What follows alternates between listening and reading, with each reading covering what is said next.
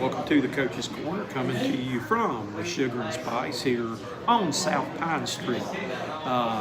We are with the head football coach at Broome High School, the fundamental coach. One of those games Friday night where you shot yourself in the foot a lot in that ball game, and it kind of got away from you by halftime, and then they come out and get a good return and kind of really put you behind 8 ball starting the second half. Yeah, just tip your hats to them. They beat us. We just, wish we would have played our best. I think we had 3 turnovers, and we've been averaging less than 1 turnover a game, and just on some kind of freaky plays, and then we had some offside penalties on defense, and it hurt us a little bit too. That kept some drives alive. So we did enough. They don't need any help, and we did enough to help them. So we were kind of battling 2 teams Friday night, and we just like I said, I wish we would have played better because we're a lot better football team than that. And again, I honestly felt like that, that game, you take away the things you're talking about there, that game probably should have been decided by who had the ball last. Yeah, right, very easily could have been. But on the unfortunate side, things coming out of the game, you hated to see this too, but you lost Jameson Dearberry for the rest of the season, and that kind of ended his long career as a Broome Centurions on the football side of it there with a broken arm in the 3rd quarter. Yeah, well, Jameson, like so many of our guys, have been a staple of this program. He grew up wanting to be a Centurion, and that's what he had a chance to do. It was kind of special that his dad was able to coach him, coming through. So. Jameson he emerged as a leader for us. He did a really good job managing our football team. And, just proud of what he's accomplished. And the thing about Jameson is, man's going to be successful in whatever he does. We're glad he's going to be able to get back and for a spring season and play some golf. And we certainly hate it for him. And love him to death. And it's devastating. I know it is for him. And you move one of your guys over from the receiver spot now, where Braden Simpson will slide over to quarterback there, though. And again, he's a good athlete and can give you probably a lot of different dimensions now. Things that he can do that maybe Jameson couldn't do. There's a lot of things that he can't do that Jameson could. But and we're not going to let his secrets out tonight anyway with this, though. But again, he gives you kind of some different things to do on offense now. Well, the good thing about Braden, I think he's excited about this opportunity. Obviously not the way it came about, but he's been in this role before. He's a quarterback in middle school for us, and he's taken some reps for us.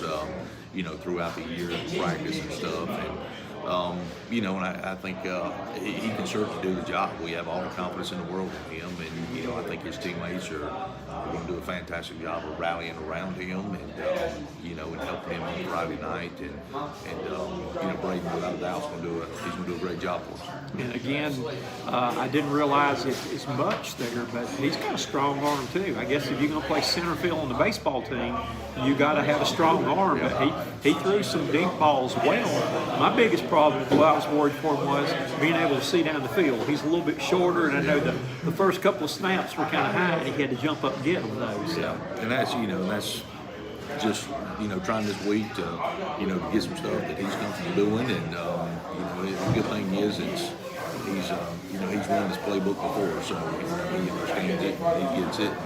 Not a whole lot's going to change. So we're excited. That's an opportunity for him just to see him out there playing, and like I said, he's going to do a great job.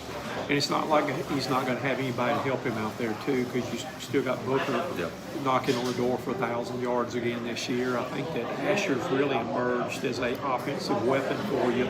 The second half of the season, you got Reese, you got Jordan back there, so he's going to have some help from his friends on the offensive side of the ball. He's not going to do it all by himself. He is, and I think he's watched Jameson enough and been a part of offense enough to know how important it is to spread the ball around. And I think he's going to do that. Like you said, he's got playmakers around him, and as far as him, he's just going to disperse it to them and let them make some plays, and he's going to make some plays on his own.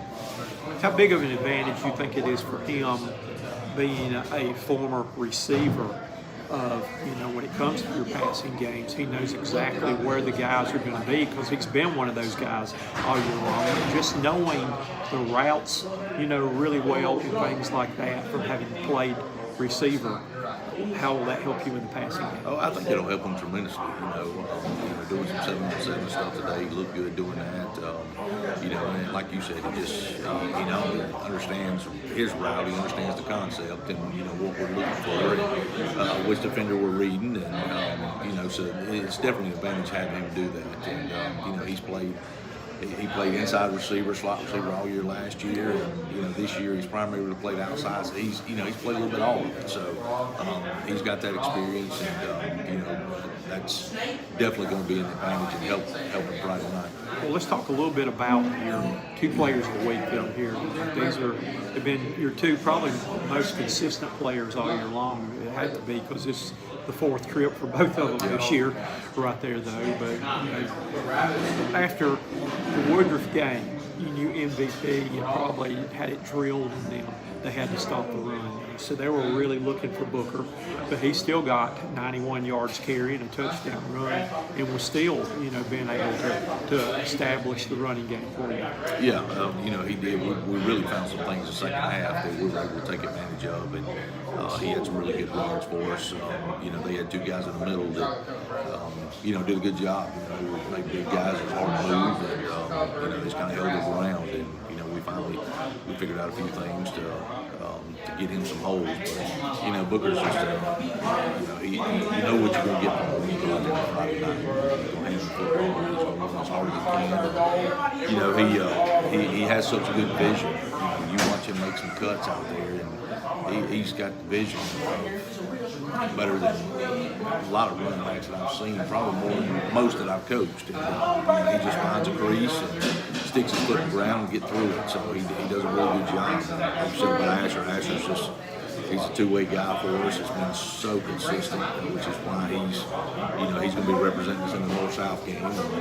He's just a phenomenal player on both sides of the ball. And, we try to get him a break as much as we can, but it's hard to do that because he's so valuable on both sides. So, it's two great football players, and both these guys are a lot of fun to coach just because they're so competitive. And I enjoyed sitting here while we were waiting on our table.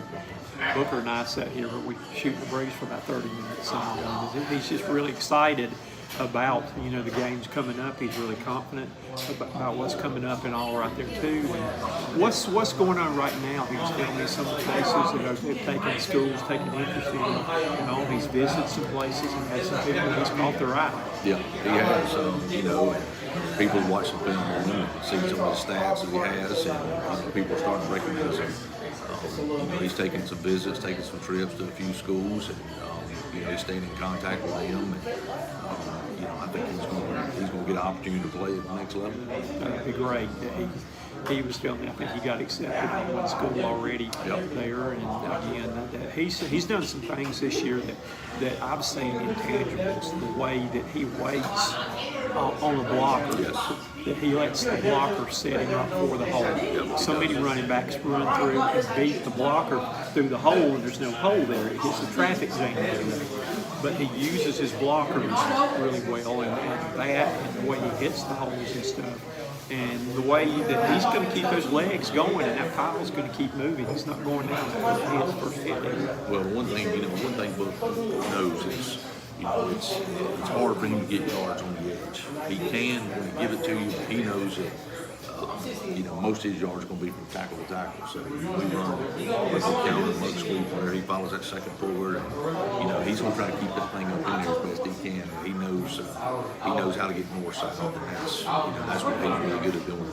On Asher right now, though, you mentioned Asher's going to be in the North-South All-Star game, and I think that will be great exposure for him. He's having the kind of senior year. Have there been a lot more schools that start taking a look at him now that maybe weren't looking at him at the beginning of the year? They will. Recruiting's changed so much now. It's transfer portal. It's really changed how schools recruit. So everything, unless you're a Power 5 guy that they zeroed in, sophomore, junior year, most things are going to happen late. It's kind of a domino effect and how things fall, and, who can get pulled from the transfer portal, and then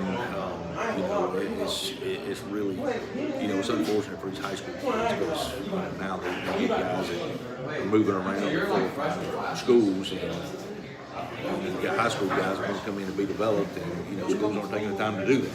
They're looking for a quick fix, and they're looking for somebody that's already already developed and bring in and play right away. So it's tough on these guys now, and it takes a lot of patience, which is hard to explain to people, and hard to tell people. But these guys, these 2 guys, I think going to get an opportunity, and it's just a matter of where. And the crazy thing is, they have to go play somewhere. They have to get some film, and and then who knows? You guys that move up and transfer and moving all the time. So you just got to get somewhere, get some film, and at the collegiate level, and then you get good film, and that turns into other opportunities. Would he be the type of player, and because I noticed, he's made a couple of visits to NC State and all like that he's going to get some offers, I feel sure, from your smaller school, scholarship offers. But would he be somebody that could possibly go to a bigger school as a preferred walk-in, that they would take him in that kind of role?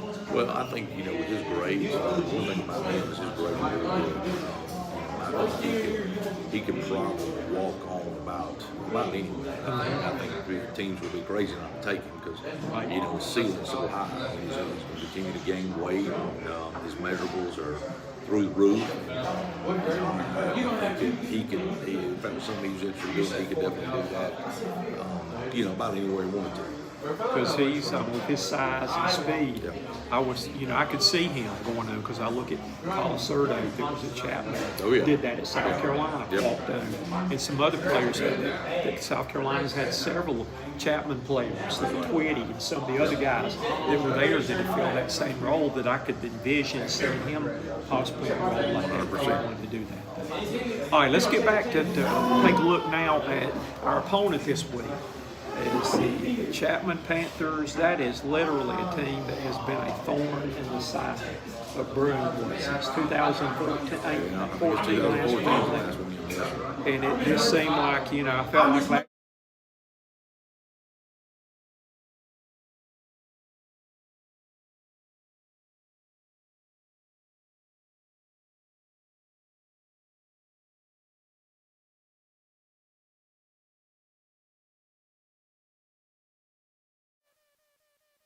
welcome to Chapman High School tonight for tonight's regular season finale between the Chapman Panthers and the Broome Centurions. Coach Tony, over the years,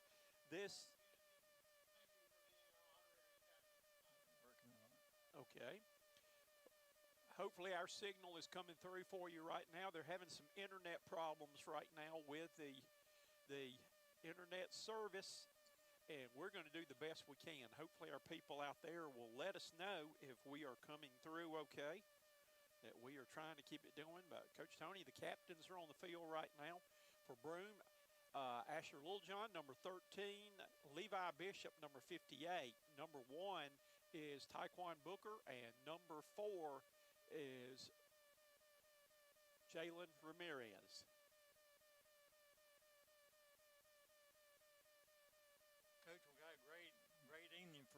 Football here on Halloween night. Let's see what kind of trick-or-treats we have. And who won the toss? Did they ever show who won the toss? They never signaled. They did. No, they didn't. No, I know. Well, I tell you right now, I know what Asher Littlejohn called, and that was tails. We talked about this again at the Spice this past week here.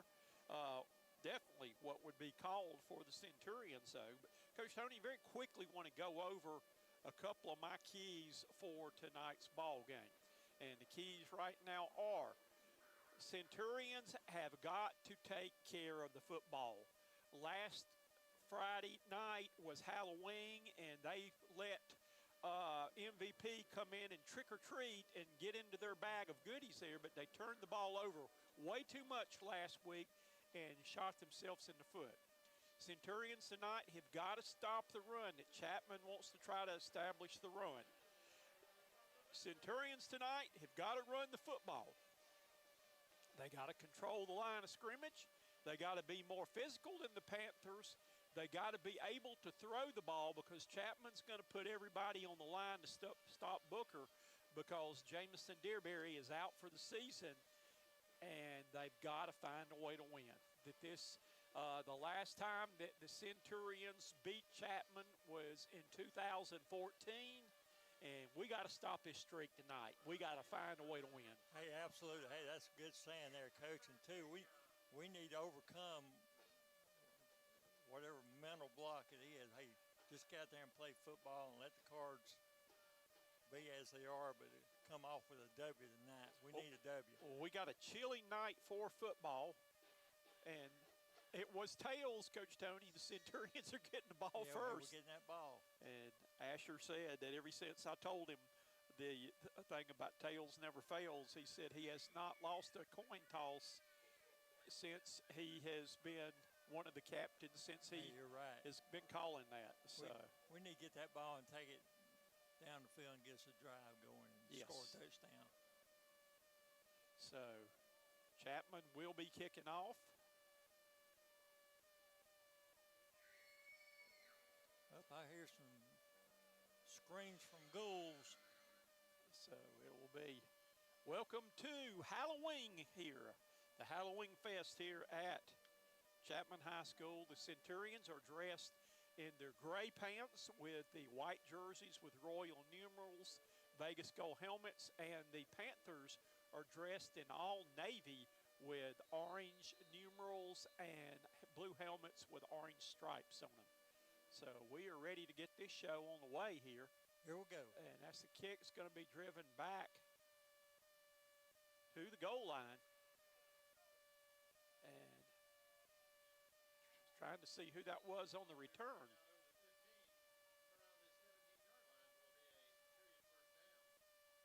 So Broome will start their first possession here of the night on the 17-yard line. This gives a good, long, sustained drive there, Coach. That sounds like a plan to me. Okay, our kickoff tonight was brought to you by Larry's Trophies to get everything underway here. 1st and 10 on the Centurions 17-yard line. Braden Simpson at quarterback takes the ball, gives it off to Taquan Booker. Booker finds a hole. Booker gets through the hole. Booker's about breaks it out. He's still going. He's still going. The whistle hasn't blown, Coach. Booker gets it out to about the 40-yard line for our first Sugar and Spice 1st and 10 of the night. Hey, a 23-yard trek up the middle there, Coach. That's a good sign for the Centurions. Taquan Booker looking to go over 1,000 yards rushing again this season. He was about 40-something yards short, so he might go over in the first quarter if he can have some big plays there. We're like he may have gained about a yard. So it will bring up 2nd down. Well, no gain there, Coach. 2nd and 10.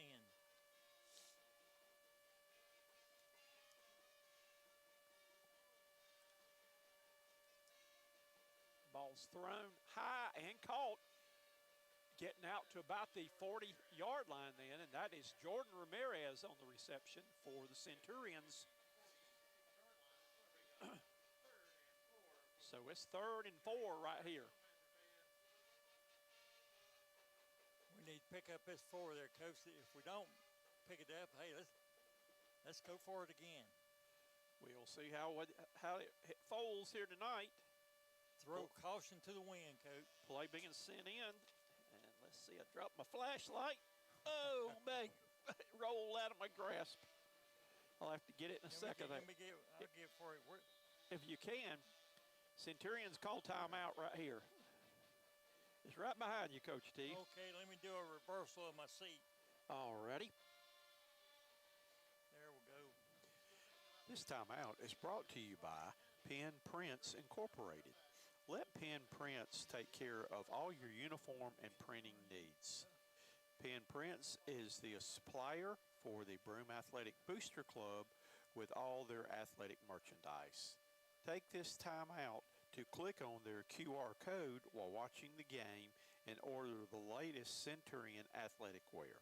Call Penn Prince at 864-503-9300. Proud sponsor of Broome Athletics. And back to action, here we go. Centurions are facing the third down, and the Premier Sports Lighting yard to make is 4 yards right here. Looking to pass.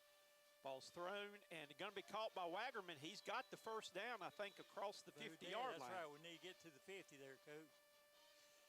And, you know, I've been real curious to see the Centurions are a different type of team than they were with Braden Simpson back there. I think you're going to see a lot more sprint-out passes and RPOs, Coach Tony. Hey, I like seeing that because I like those RPOs. So here we go. It's another Sugar and Spice 1st and 10. Booker in the backfield with Simpson. Simpson takes it. He keeps it right here. He's going to try to turn the corner. He stiff arms and gets across to about the 50-yard line for short gain of any. The 50-and-a-half-yard line there. Yeah, or should we say 49 and a half? Yeah. The 50-and-a-half-yard line. A chilly night up here in Inman, South Carolina. Should be getting down to in the 40s here before the game's over tonight. Simpson dumps it off to Wagerman. He's looking for a block right now. He's got a block, and he gets it down, looks like for another Sugar and Spice. Yeah, about the 39-yard line, Coach. So they move the chains right here. And it's another Sugar and Spice 1st and 10, keeping the drive alive. And when you're driving down Pine Street, stop by and see the Spice Crew for great food. The Sugar and Spice is a Spartanburg tradition for over 60 years. All righty, here we go.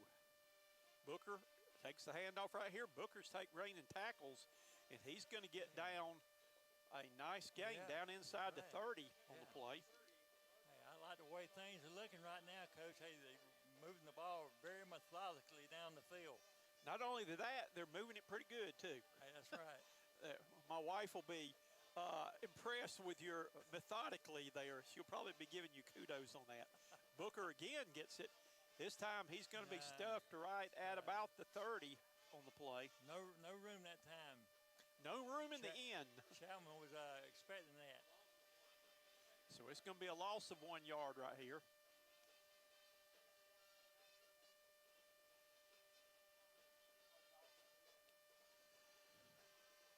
And Centurions coming to tonight's game 4-5, wanting to finish the regular season with a break-even regular season, while the Panthers are having a tough time. They are 1-8 going to the game. And here's the jet sweep, and Wagerman has nowhere to go, and he's going to be stacked for a loss on the play. I think it's Asher Littlejohn time. So it's going to bring up 30-yard line. Third down now. The Premier Sports Lighting yard to make is down around the 20-yard line.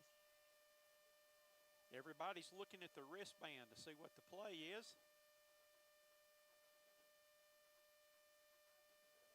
Out of the shotgun, Braden Simpson at quarterback has Tyquan Booker with him, dropping back to pass. Here comes, there's a screen pass. Booker's got it. Booker's running over people.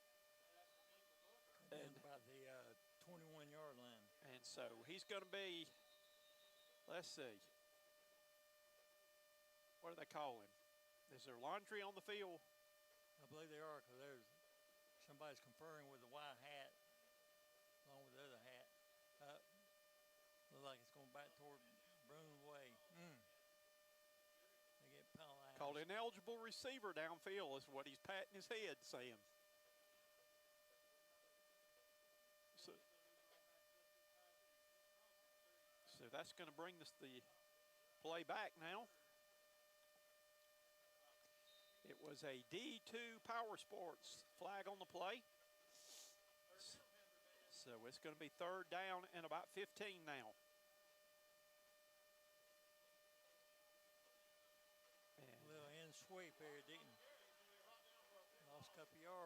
jet sweeps are just not going anywhere tonight. I think that Chapman's really looking for that. I think Centurions are going to have to throw it down the field. So it's going to be 4th down and long right now.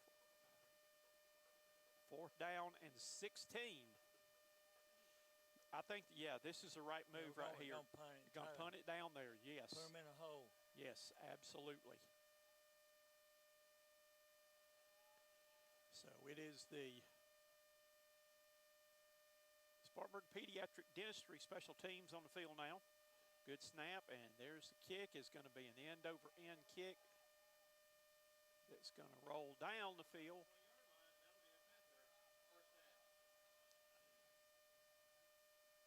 Coach, that time we were driving the ball pretty well down the field. We had some penalties that kind of. And the Centurions sure did. Pediatric Dentistry Special Teams are taking the field.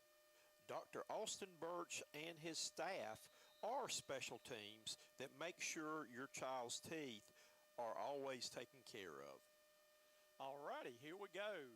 Defense on the field now for the Centurions.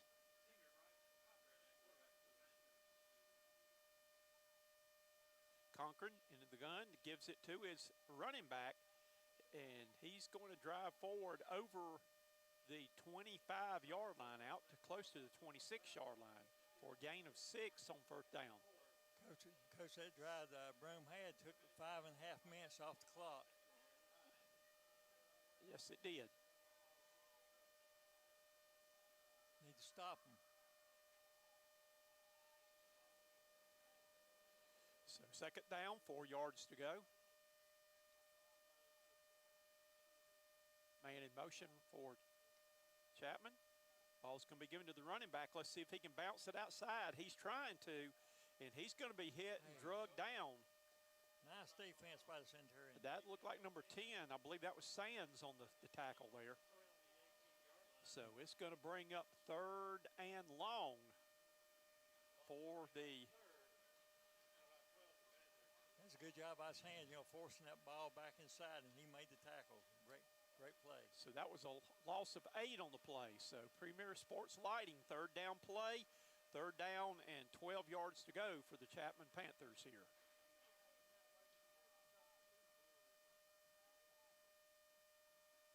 Dropping back to pass right now, looking down the field. He dumps it off short, and the Centurions are waiting for him there. Hey, good job.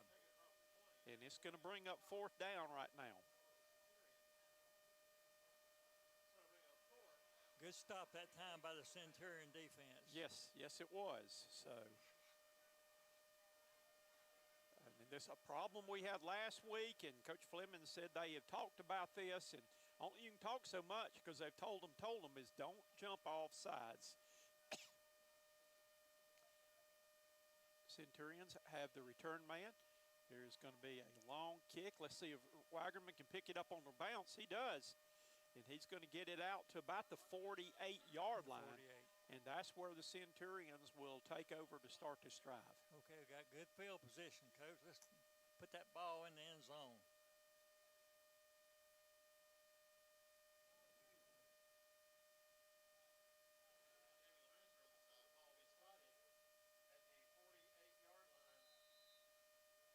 So here we go. It looks like 2 receivers to each side. Barnett and Little John to the bottom of the screen. Ramirez and Wagerman to the top of the screen. Braden Simpson running the offense with Taekwon Booker in the backfield with him. Asher Littlejohn goes in motion. Ball's given right up the middle then to Booker. He gets across 50 to the 49-yard line.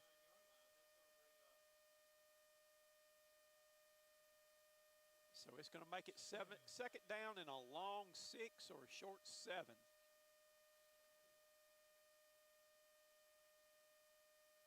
Twins to each side right now. Dropping back to pass, firing the ball. It's going to be complete. And driving looks like for the 1st down or close to the 1st down, down close to the 40-yard line, is Wagerman on the catch. Hey, nice job out that catch, trying to pick up a few extra yards there. Good strong move by Wagerman. Augerman is a tough runner. That his dad has a tree service, and I think he gets out there and lugs some trees around too. Build himself up. So it's a Sugar and Spice, 1st and 10. Ball given to Booker, and no he's place. slung down in the backfield then. No place to go. Again, got to stop that penetration. They coming right up the middle on that.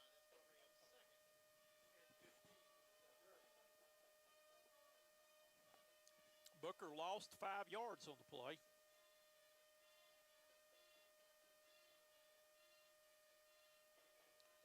So it's going to be 2nd down and 15 yards to go.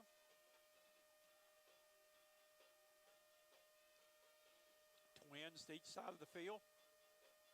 And keeping the ball right here is going to be Simpson, and he's going to get it down to around the 43-yard line, 44-yard line. So it's going to be the Premier Sports Lighting distance to go is 3rd and 13. 3rd and 13. You're right, Coach Tony. 2 minutes and 30 seconds remaining. This quarter flying by in a hurry, Coach. Yes, it has been.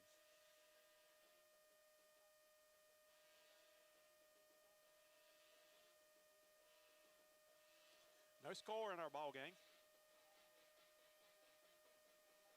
And dropping it off to Little John. Little John's going to get it. He's going to get bumped out at about the 37-yard line, and it's going to bring up 4th down.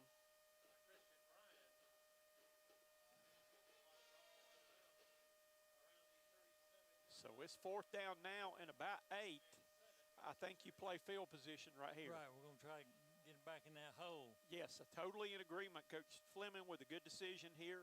The punt team, the Spartanburg Pediatric Dentistry punt team checks on the field. Sands in punt formation. It'd be great to punt that ball down there and the Chapman receiver to fumble it. That'd be a great thing. And it's going to be a good kick. He did Fumbled fumble it.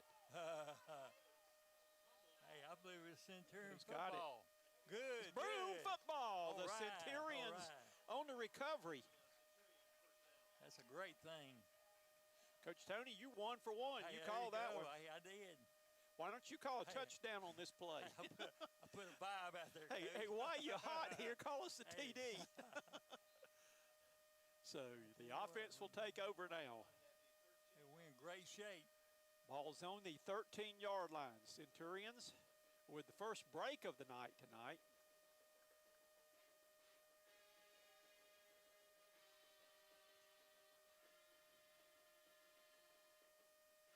Direct snap back to the quarterback, keeping it. Good run then. Just hang on that football.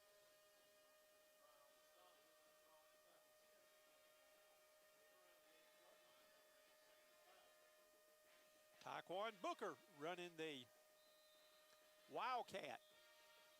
And I believe we got a timeout Chapman. called by the Chapman Panthers. So we're going to take this timeout with them right here with 1 minute and 39 seconds remaining in first quarter action. And your score is 0-0. Centurions are knocking on the door. Not.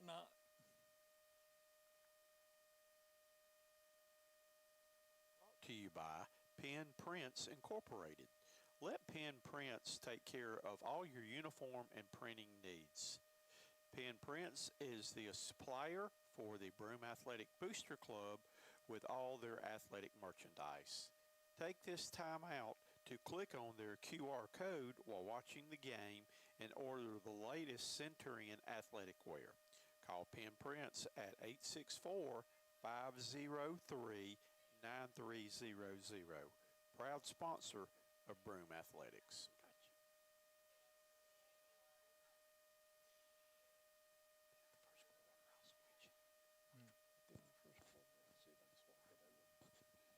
All righty. Here we go.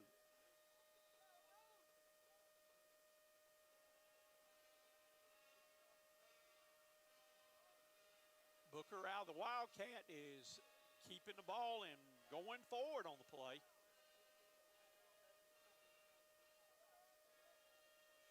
Taekwon Booker was the offensive player of the week last week and was with us at the Spice, and he said a lot of new formations, that he's got some things in a package for him this week.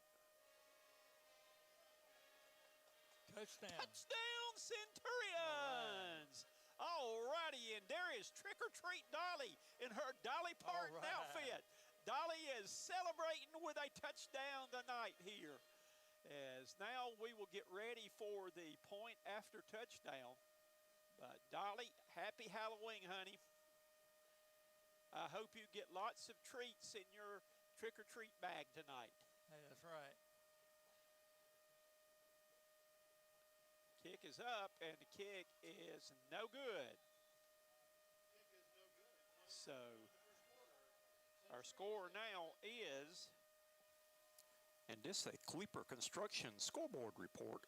For all your building needs and construction needs, contact Shane Kleeper, proud sponsor of Broome Centurion football.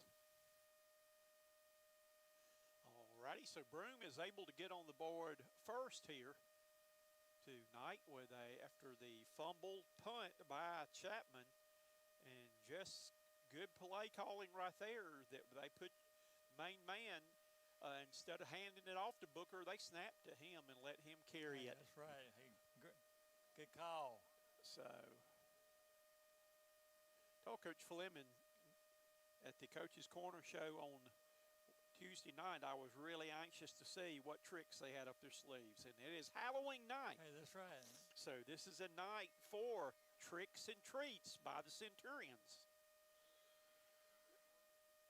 The time now for the Larry's Trophies kickoff. Terry Hall just messaged me and told me that everything sounds and looks good. So I appreciate him having a pair of eyes and ears on us tonight, though. So for all your trophy needs, go by and see Terry, and he'll fix you up.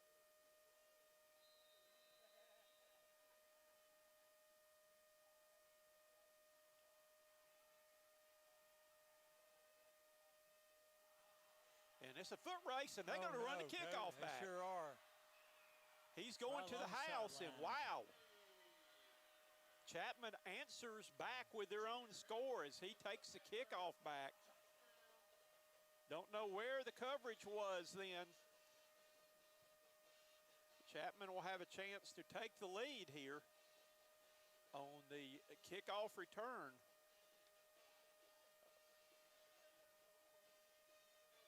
They're going to run, they run a lot of little funky things here on extra point. They're running a little muddle huddle look. They'll give you a lot of looks here for trick plays on extra point if you're not paying attention. So now they're going to call everybody over, and we're going to throw a flag on the play for illegal procedure, I would bet.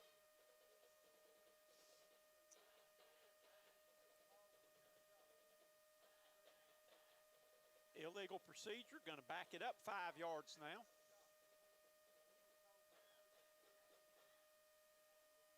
Coach, that one hurt. Yes, it did. Didn't get to celebrate that one too much. Only about a minute or two. So Chapman will try to take the lead after Broome just scored. Chapman runs the kickoff back for a touchdown. That's about 80 yards or so, wasn't it, Coach? Yep. And there's a kick, and the kick is good. So Chapman takes the lead, 7-6. And while we've got a minute here for the kickoff, just want to kind of update you here for our playoff series status. Hi, I'm Coach Dick Cox, and I just want to take this opportunity right now to extend an invitation if you would like to help us out for the Broome Centurion football playoffs. We finish up the regular season against Chapman on Halloween night, but we will be starting the playoffs the following Friday night, and we are needing broadcast sponsors for the high school league playoffs. The high school league charges us an enormous fee to broadcast, to live stream, video stream these games, and just our expenses are so. All right, we are ready for the kickoff there, but we are in need of have sponsors for playoffs. That the high school league charges us ridiculous fees to live stream the games. And again, we need the help of sponsors because we don't have any sponsors for playoffs right now. Looks like Waggerman. He's going to be tackled down inside about the 10-yard line. So what a difference. Chapman took theirs back to the house. And Centurions now will start deep in their own territory. Coach, we got a minute and 2 seconds remaining in the first quarter. Chapman 7, Broome 6.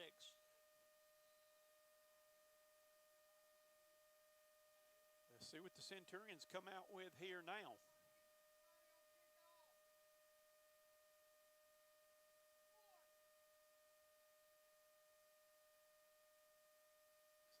Play clock down to 8 right now. I know we're doing a lot of looking at wristbands to see the play.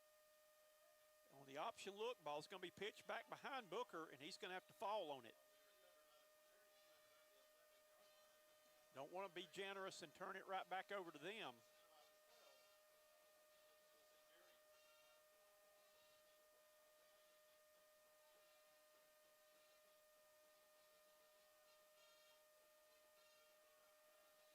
Second down and 12 yards to go here on this drive.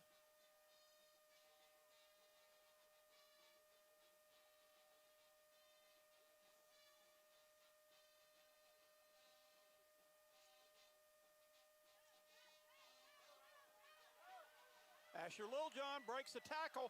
Asher Littlejohn is going to the house. He's going to the He's distance. all the way to the 10 to 5 touchdown. Asher Littlejohn, 88 yards on the play, 89 yards. And Dolly is trick-or-treating again. That's right. No, touchdown, Dolly. No flags on the play, Coach. And that's a man we got to get the ball in his hands more than we do there. But let's see if the Centurions will go for 2 down here now, possibly. But great pass and catch. Asher Littlejohn, 89 yards for the touchdown. And the PAT team is on the field now for the Centurions. He was playing football in the moonlight. That's right. Going for 2. Booker's got it. Booker's looking for a hold. Did he get in? Let's see what they call.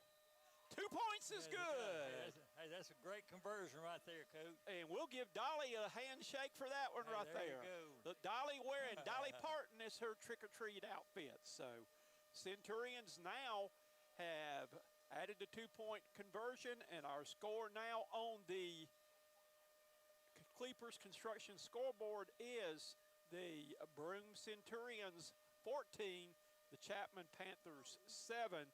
We've got 11 seconds remaining here in first quarter action. Let's cover the kick this time, fellas. Yeah, that was a great job by Broome that time coming back after Chapman scored on that kickoff return of about 80 yards or so. I have promised my wife I will try to be kinder tonight and will not be as critical. So let's go, fellas. It's hard, though, when you're a coach that we basically are calling it like we see it, as if we were coaching the game. Hey, it's one of those double I scenarios. Hey. It is what it is. Yes, it is. And it is time for a Larry's Trophies kickoff.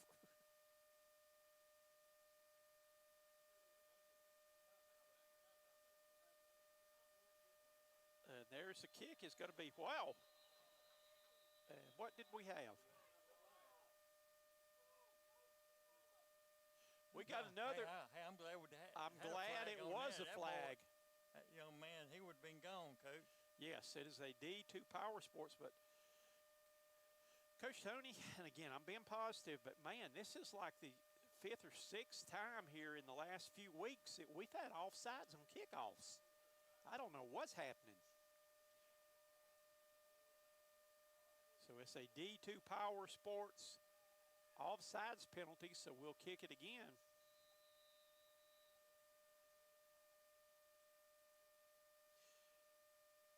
Roger McGee is kicking the ball off now, and he hits a dribbler down the field. It's going to be bobbled at the 20-yard line.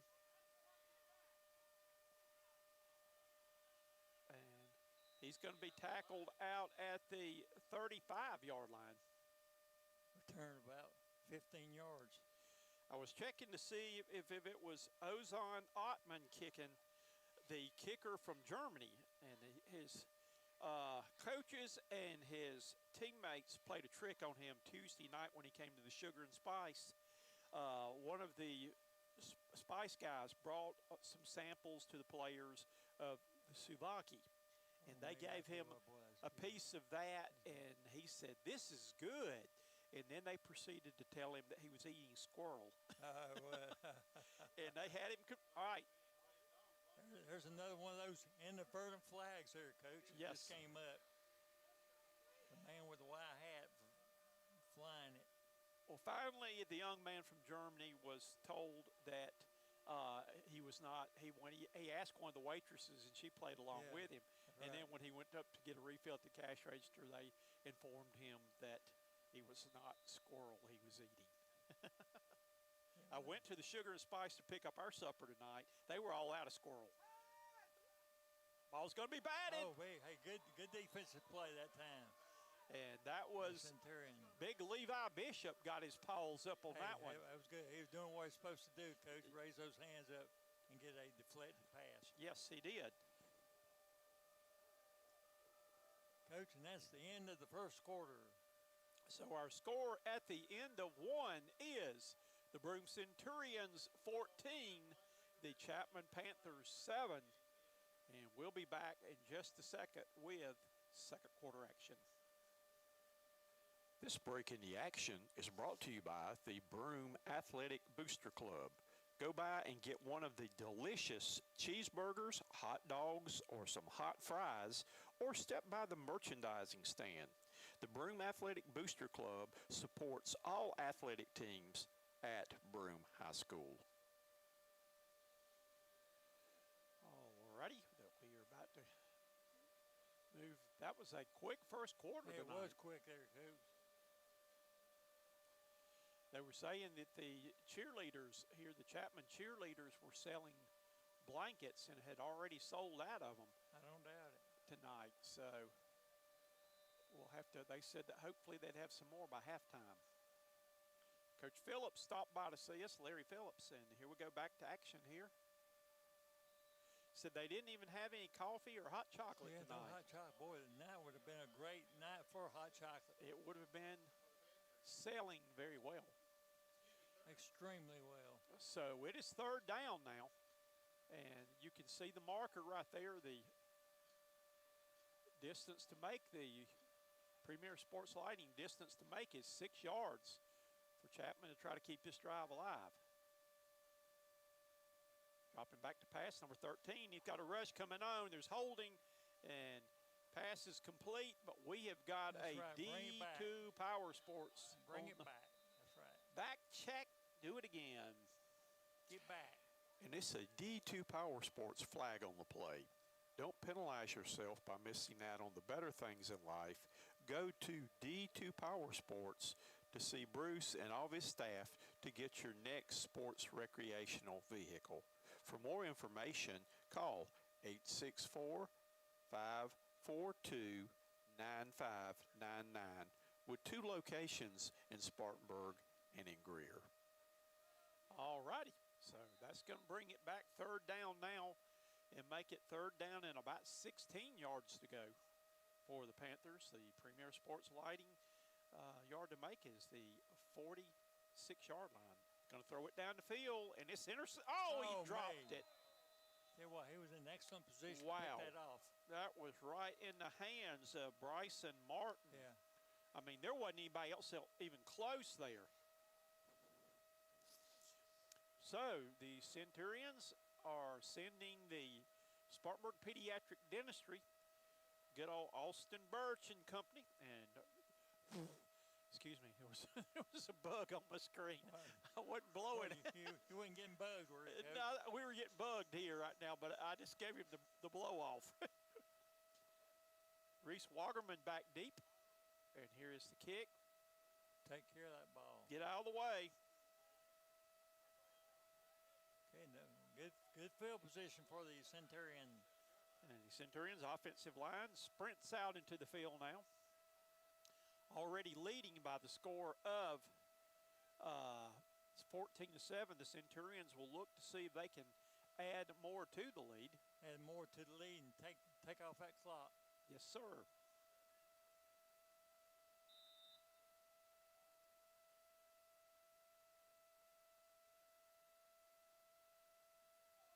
We apologize tonight. We are going with one camera because they are having internet difficulties here at the stadium.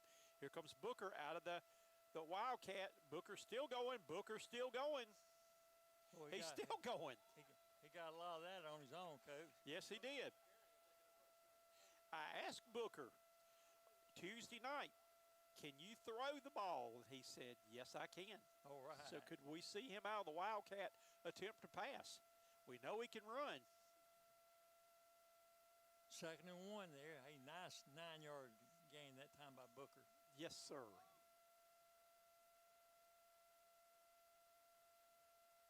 Out of the Wildcat formation again. He's going to throw it.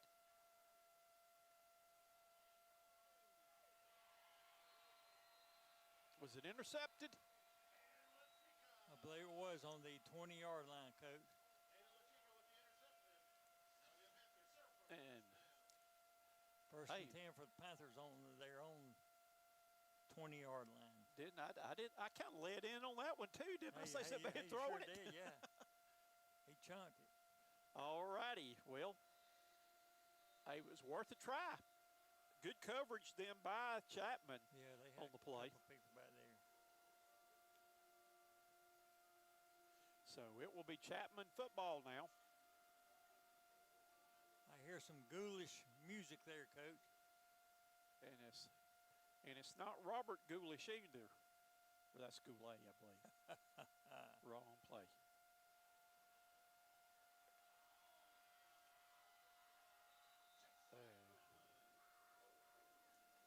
Nice run on the play.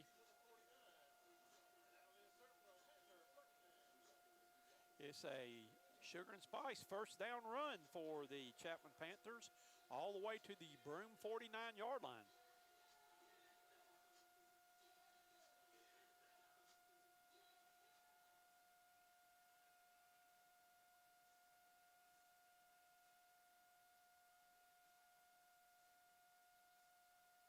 All being handed off in the backfield there. He gets through the line. It's going to be another foot race.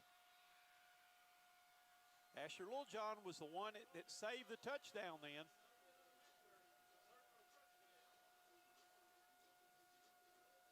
A touchdown saving tackle by Asher Littlejohn, but it's going to be, first and goal, I think, looks like now.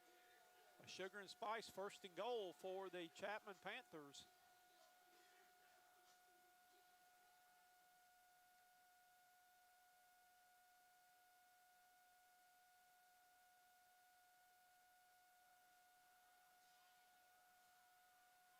Out of the shotgun now, one back in the backfield. Giving the ball to the running back in the backfield. He gets a nice hole up the middle, and he's in for the touchdown. Boy, Coach, we're having a score fest as well as a slugfest this evening. Right now, we are having a typical Halloween wild and woolly game. It is, that's right. So Chapman's in the end zone now, and they're 1 point away from trying to tie this thing up.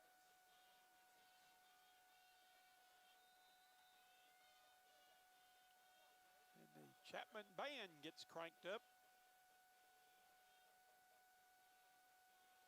Kick is up, and the kick is no good. No good. So the Centurions will maintain the lead. And this is a Kleeper Construction scoreboard report. For all your building needs and construction needs, contact Shane Kleeper, proud sponsor of Broome Centurion football. And again, while we've got a quick opportunity right now, we want to thank our sponsors that we have had for us that have made our games possible this year. You can see the list right there with Kleeper Construction, D2 Power Sports, located at Heron Circle, And also in Greer, the Broome Athletic Booster Club, the Sugar and Spice, Premier Sports Lighting, Larry's Trophies, Spartanburg Pediatric Dentistry, Medical Group of the Carolinas, Penn Prince Incorporated, Cox Concoction Ministries, and Faces of Total Victory. Thank you all for the various things you do to make our games possible.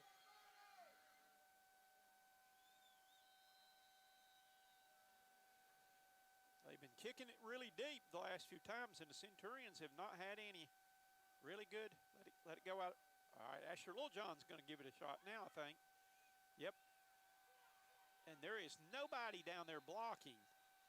Up about the 15-yard line. Yeah, there is no blocking back there. I don't know where the blockers have gone, but I'm going to be positive. And I'm positive there's no blocking down there. Hey, you're right. Where have all the blockers gone?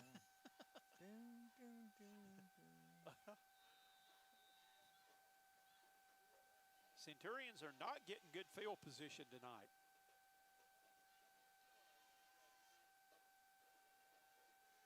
At one time, Chapman was the one that wasn't getting good field position. Now it's kind of turned. Yes, it has.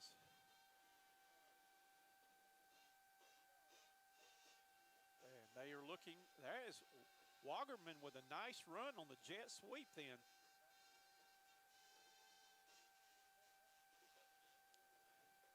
I'm not sure. He got about 6 yards there, I think.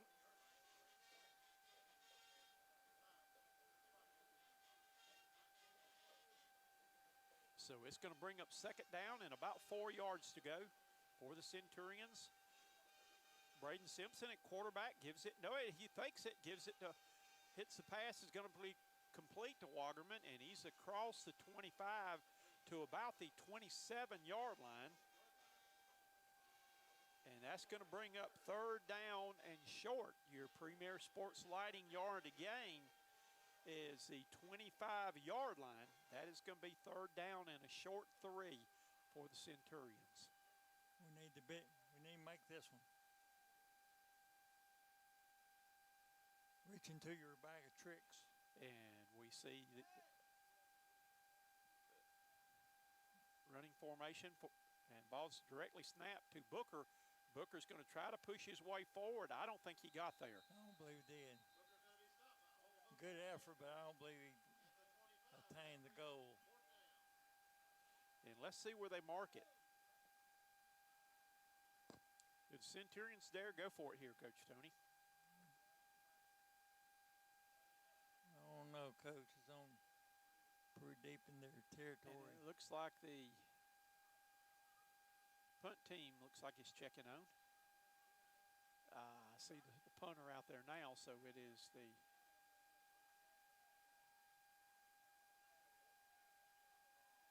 man short. Nick Morgan checking on late here. They still are a man short. The Centurion's going to have to waste the timeout. Coach got 7 minutes and 17 seconds remaining in the first half.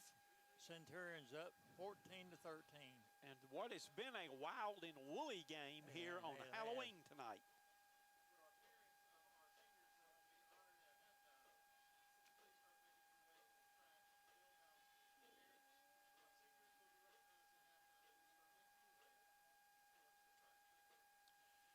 Okay, you again want to get a plug in that if you know of anybody that can help us be able to pay the fees for next week's playoff game, we don't have anybody right now. We are in desperate need. Again, whether we're able to stream, it depends on if our people can help us on this. We can only do so much, but the high school league charges ridiculous fees.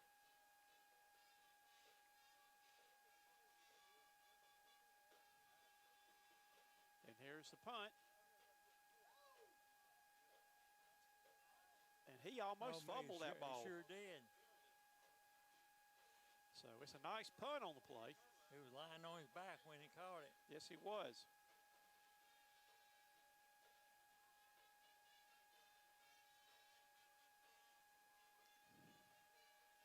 So Chapman will take over right now. trailing by 1 with the ball on their own 32-yard line.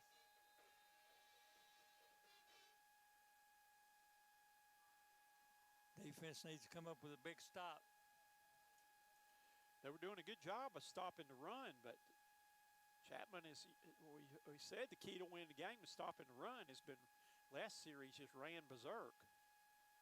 Got to make the tackle now. That's a little bit better right there. That's good. A good stack up that time by the Centurion defense. Yep. And seeing Levi Bishop in on the tackle there. Also in the backfield was Jalen Ramirez, the senior linebacker. So it's no gain on the play. It's second down, 10 yards to go.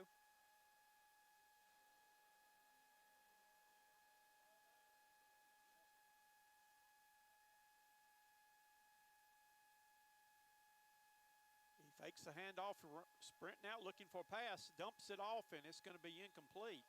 The receiver wasn't looking for the ball on that No, one. he was not.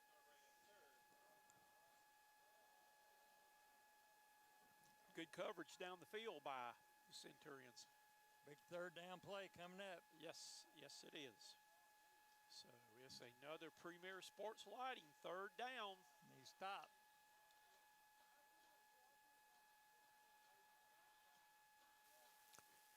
And it's a Premier Sports Lighting third down and the yard to gain. All right, here they go. Dropping back to pass. He got the rush on. Kelvin Crooks rushing him, fires it back, and man, he got hit by Levi Bishop and bounced off, but he gets hit again. So good pass rush then by Crook, Kelvin Crook. Good tackle then by Levi Bishop. So That's right. it He is. stayed with him. He wouldn't let him go. No, he didn't. Good play by Levi. Somebody's fixing his pads there. So Wagerman drops back to about his own 38-yard line, anticipating the Chapman punt on 4th and 14.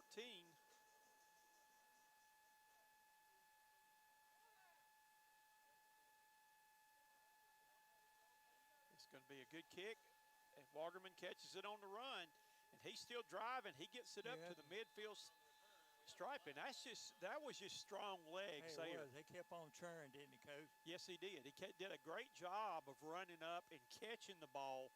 It was a low line drive and not letting it hit and roll. And then he had people all around him, but he kept those legs moving and churned up, and we got laundry on the field. Yeah, I believe we do. The ball has been spotted at the midfield stripe. Centurions are going to decline that. They like that field position right there. I think I agree with them. So the D2 Power Sports flag on the play is declined, and the Centurions will take over on offense with the nose of the ball on the 50-yard line. 5 minutes and 31 seconds remaining in the first half of action. And your score is the Broome Centurions lead 14-13.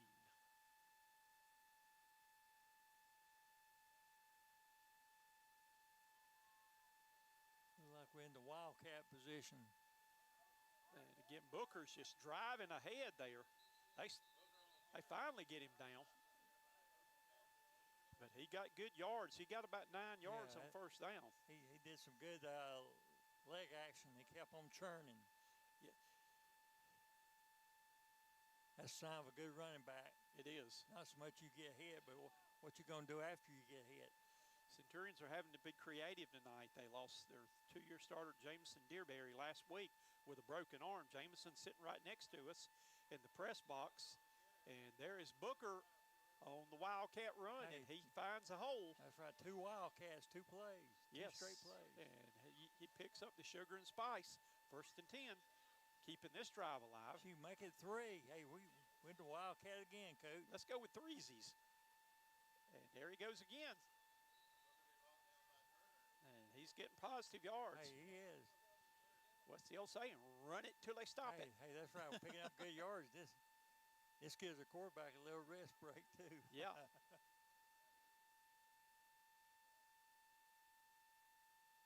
Let's see what we got going on here. Play been signaled in. We're going to do Second down, 7. it 4 times, Coach. 4 straight times.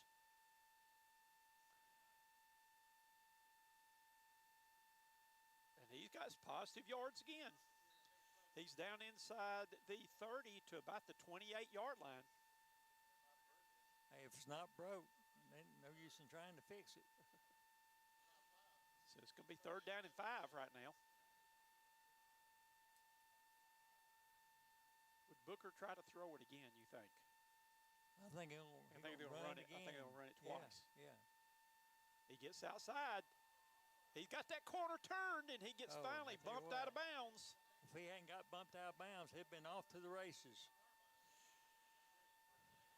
Tony, Taekwon came about 30 minutes before everybody else got to the Spice of the night. We just had a good long talk there and talked about the colleges that are looking at him and possibility he wants to major in sports medicine next year. But he's got several schools, and his stock has really gone up this year, too. Good. Out of the Wildcat again. And they got him that time. That was 6 straight times out of the Wildcat, Coach. And they finally got him for about a loss of 4 on the play that time.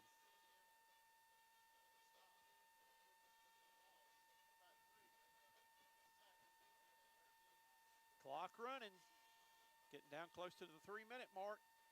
14-13, Broome leads. There goes Taekwon again. He's breaking tackles. It took about 4 Chapman Panthers to pull him down. He got down to the 15, and we got Laundry on the play. Oh, me. I hope it's not a hold. I think it could be extracurricular activities after the play. I saw a little pile there, but it looked like it was Centurion players in the pile. Looks like they may be walking towards Chapman. I don't know. I don't have the foggiest. Hey, let's hope so. And it's a D2 Power Sports flag on the play. Don't penalize yourself by missing out on the better things in life.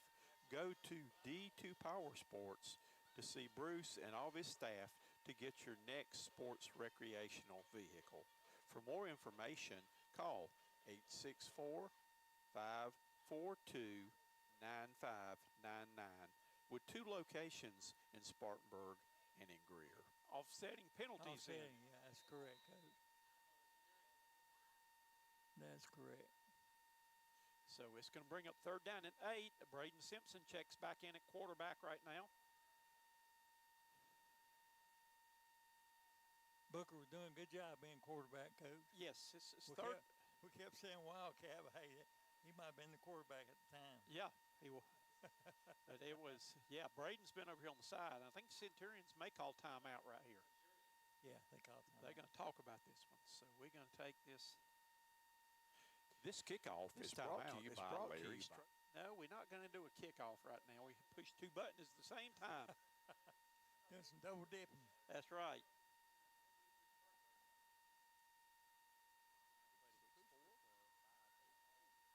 So it is a Penn Prince Incorporated timeout right here. It's like the Centurions kickers are either getting warmed up or doing ballerina steps over here, that they're kicking and jumping and trying to get things squared away here. 3rd down, 8 yards to go. And they could be saying, now let's look right here and see. This may be, we got 2 plays to get 8 yards. That's right. I'd go that route. Yep. And maybe if he's looking to come up with that, though. So. Big 3rd down for both Chapman and the Centurion.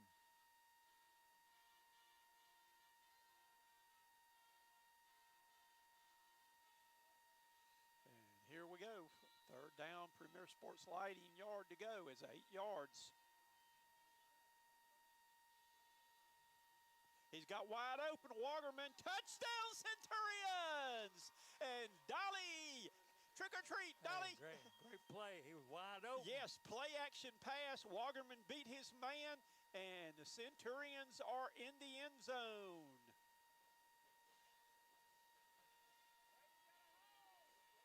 That's the way to finish that drive. Yes, it was. Let's see what we're going to do on our extra point. Missing a holder. Unless they're going to go for two. Don't know. I guess they're going for two.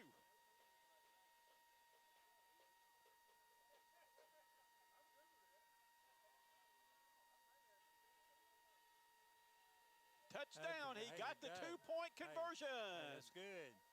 So that makes it an 8-point game That's right. now. That's So like a two possession game, Coach. yes, it is. This year has been the 50th year of Broome Centurion football.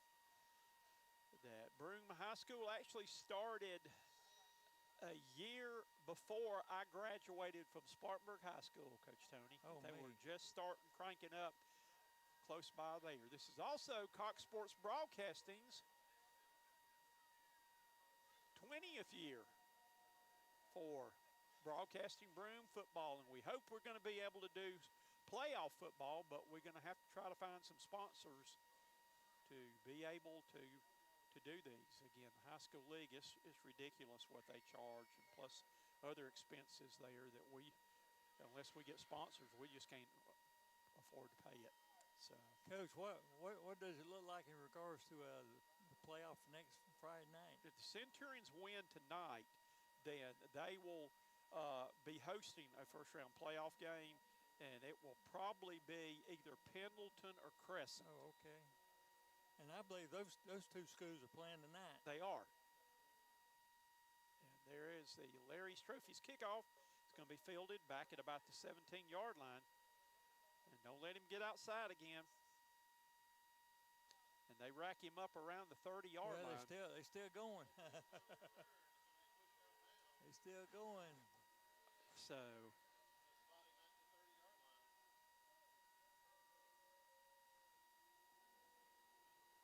This kickoff is brought to you by Larry's Trophies on Highway 9 in Spartanburg.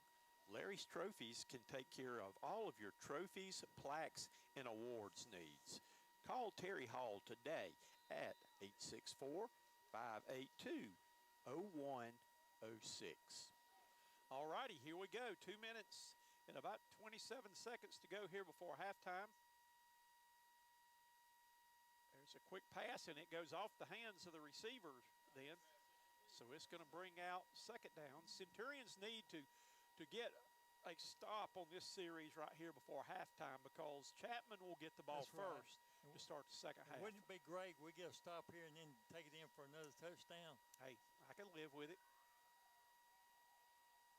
Centurions have put up 22 points here, and they need to give us one more point here. 22 points in the first half here. Sorry, I cheated us out of a point.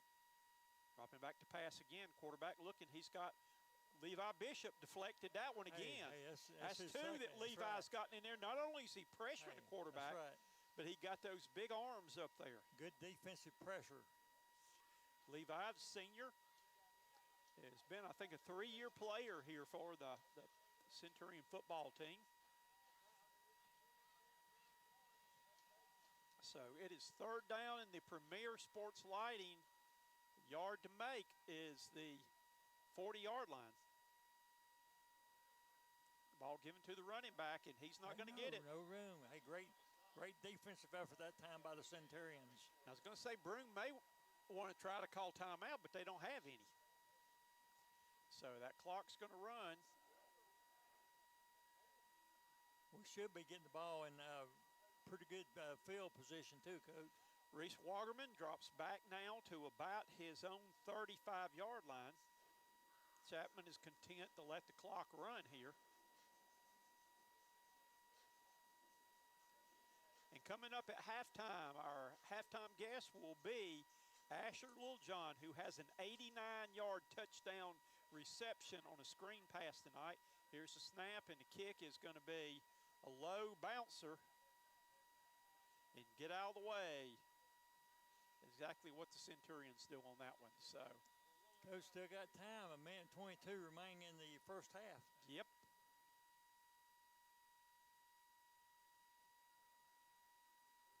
Pretty good field position, 30-yard line. Yes, yes. We'll see what Coach Fleming going to do on this possession. And Braden Simpson is checking in at quarterback right now.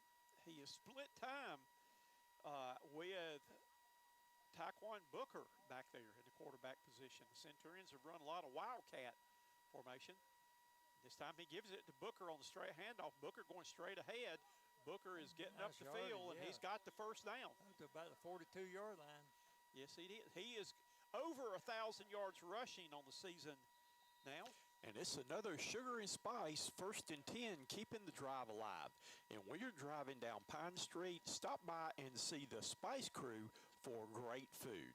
The Sugar and Spice is a Spartanburg tradition for over 60 years. And we have got a player down right now. It is a medical group of the Carolinas. Injury is one of the Chapman Panther players is down on about the 42-yard line of the Broome Centurions.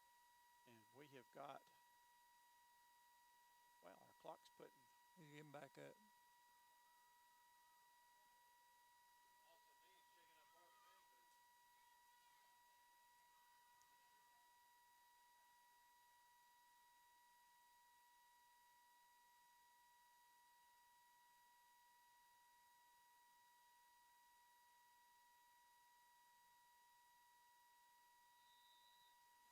Tony, our clock's running the wrong way.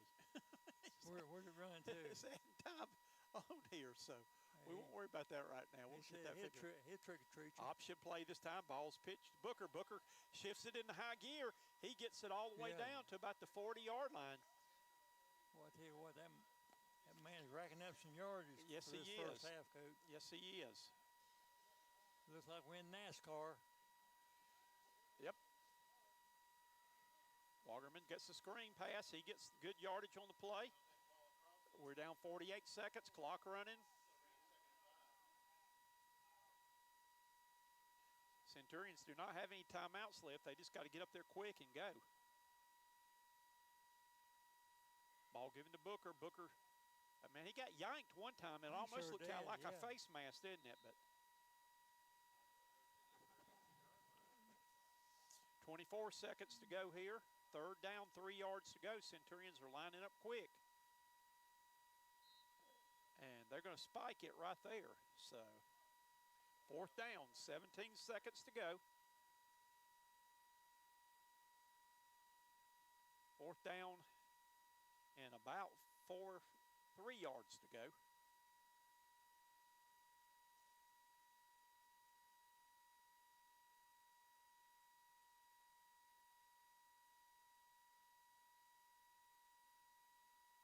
Play being sent in.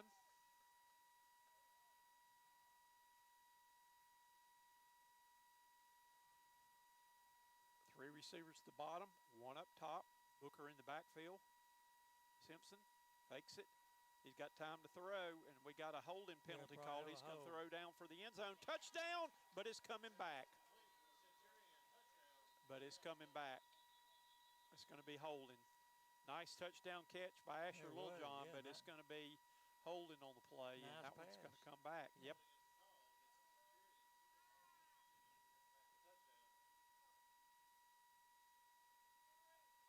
It was wide open. So it will come back. I think I've got my clock worked out here. Just in time, we're down to 9.8 seconds to go. Yeah, and Braden Simpson is a good athlete.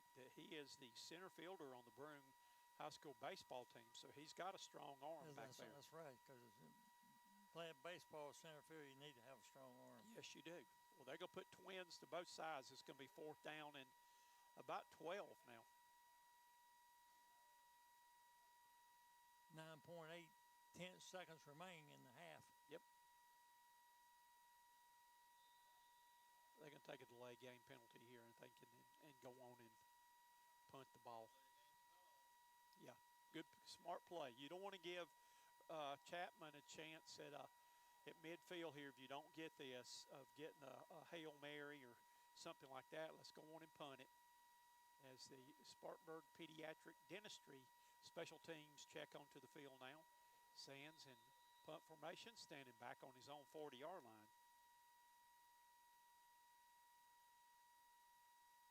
But we have 9 seconds to go. The punt's off, and it's going to be a good one. Picked up on the hop, and he's going to be hit by Wagerman and by 20, and we got, I don't know what the flag's for. Still got 4/10 of a second remaining. The flag hit. He threw it up in the air, and it hit Asher Littlejohn. I don't know what they're going to call. Hey, they're conferring with one another.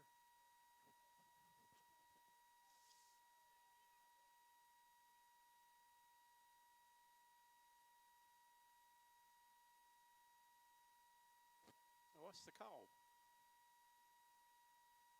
I hadn't seen one yet, Coach. I think it's a personal foul against Chapman. Yeah. Coach Tony, we're seeing the assistant. First of all, these teams don't like each other. It's been 11 years since Broome's beat them, but these two teams do not like each other. Chapman has had a sorry year this year. They're 1-8, and there is a lot of jaw jacking going on out there right now. They sure are. But it's an unsportsmanlike, unnecessary roughness penalty on the Chapman Panthers. And they need to get a hold of this now, because this thing could get ugly, later in the game. You don't want to fool around and get a kid, ejected and suspended for the playoffs next week. You're right. Chapman's going to take a knee, and that's going to take us to halftime.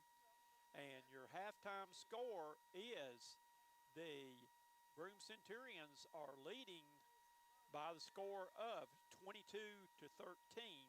And we're going to go to our interview now, and then Coach Tony hopefully will have some scores for us when we come back. But we're going to hear what Asher Littlejohn, senior linebacker and senior one of the receivers, having a great senior year this year. But let's go and see what Asher has to say. And welcome to our defensive player of the game, who could also be offensive player of the game, who is a 4-time winner, and only appropriate that you and Booker are back here together since you both have won this thing 4 times again there, though. But let's just talk a little bit about, first of all, your season so far and, your game the other night. The other night, was that Levi that threw the block for you? Mm-hmm. That sprung you? I thought it was, and so we were saying he needs one block, and Levi just gave him to you, though. But, got to get the ball in your hands right there, though. What do you think now? Are you thinking, or are you feeling like every time you catch it, you can take it to the house? Yeah, most of the times. So, I mean, your stats right now, the other night, you had 2 receptions for 85 yards and a touchdown, and we hadn't even got to be the defensive player of the week. I'm talking about your offense first there. But on the defensive side, you had 8 tackles. Right now, receiving this year, you've caught 20 passes for 360 yards, and you got 3 touchdowns. And I told you here, when was it, back around week 3, that I bet you were going to get in the end zone, and you hadn't stopped since then. And what was something else I told you that I think's kind of helped you in pregame rituals now? Oh, tails never fails. Tails. Are you calling the coin, or who'll be calling the coin on Friday night? I'm not sure. Every time I've called it so far, I've called tails. And you won. You won. You better make sure that whoever's calling it, you tell them what to call there, though. Because we laughed the other night about when I think I was watching a game there. Whenever we're the visiting team and we get the ball first, we know what you call. And we know that we've been right on that, though. So that's been good, though. But you've got 180 yards averaging right now. And you've some things. Let me see. Oh, I lost you right here. Okay. Back with defense, you've got 67 tackles, which leads the team this year. And I'm going to tell you, you've hurt some people on a couple of tackles there that I've kind of laughed and said, I bet he knocked the snot bubbles out of him, though. But you're averaging 7.4 tackles per game. And just tell me now, you've had a great senior year. I've always, when I was coaching, told my players, make your senior year your best year. And if you're a great example of that, though. But just talk a little bit now through what you've done you're getting a lot of attention from people. Tell us about some of the schools that are talking to you and looking for you right now. Well, NC State invited me on like a game day visit a few weeks ago, so I went to that. Walford invited me on a game day visit, so I went to that a few weeks ago. NGU offered me at a camp back in the summer, and then like a few like really small schools have talked to me a little bit. But that's Okay. it. Now, do you want to be a small fish in a big pond, or do you want to be a big fish in a small pond? I'd probably go big fish in a small pond. Okay. I'd probably go somewhere small. Because I'm saying right now, with your size and your speed and all like that, that even if you didn't get an offer, you could probably get on as a preferred walk-on. That those where you don't even have to try out sometimes though. With that though, and if that were the case, where would you really want to go to play? If you had an opportunity to pick any place to go play, where would you want to go play? As like a walk-on, Preferred walk-on or something like that. I'd probably go to USC. Okay, and because they've got a player down there right now, and it's on their roster, Colasurdo, that played at Chapman, and that's exactly what he did. He went down there, was a preferred walk-on. He didn't have to try out. They didn't have the money to give him the scholarship, which, from what I hear, you've got the grades where you get that right there, though. But that would be something, and I think several Chapman players that have played at Chapman before, that there have been, South Carolina's had several players from this area that have had preferred walk-ons. And then I get to see you play every home game in Columbia after that, though. So were you down there this past week? No, I didn't go to Alabama. I was down there for Oklahoma. I was down there for Alabama. I thought we had that one. Yeah, I was watching on the game. That was on kind of TV. sickening at the end of it, the way it ended, to lead the whole way and then to finish up that way. That was got to win 3 out of the last 4 to get to a bowl, though. So we'll see what happens with that, though. All right, we'll get to some questions here. Now, I've had to spend last night and all day today having to come up with new questions. Since y'all won 4 times, you and Booker already, this is my new pages of questions here. All right, what is the dumbest thing you've ever done in your life? Dumbest thing I've ever done? Have you ever done anything really dumb and then look back and said, why did I do that? I mean, I've done some dumb stuff, but there's nothing I can really think of that stands out. I haven't done anything that's really affected me permanently yet. Okay, I think the dumbest thing I ever did when I was a little boy, I often wondered, would it hurt if you stapled your finger with a stapler? And I found out the hard way. That was really dumb, but I stuck my finger in there, and that hurt like heck doing that. So if you ever thought about that, I wouldn't do that. Okay, let's see right here. Question right here. Would you rather learn a foreign language, or would you rather be able to talk to pets? I'd rather talk to pets because I'd love to talk to my daughter's dog. That would be really neat because their animals are so cool in the way they love you in spite of. I mean, you can do no wrong in the eyes of animals, though. So I've learned foreign language. I can speak French and several foreign languages, though. But I really would love to be able to talk to a dog or talk to a cat and carry on it because they live interesting lives. Unfortunately, we never get to hear anything about it. All right. What state would you like to visit in the United States that you have not visited yet? I'd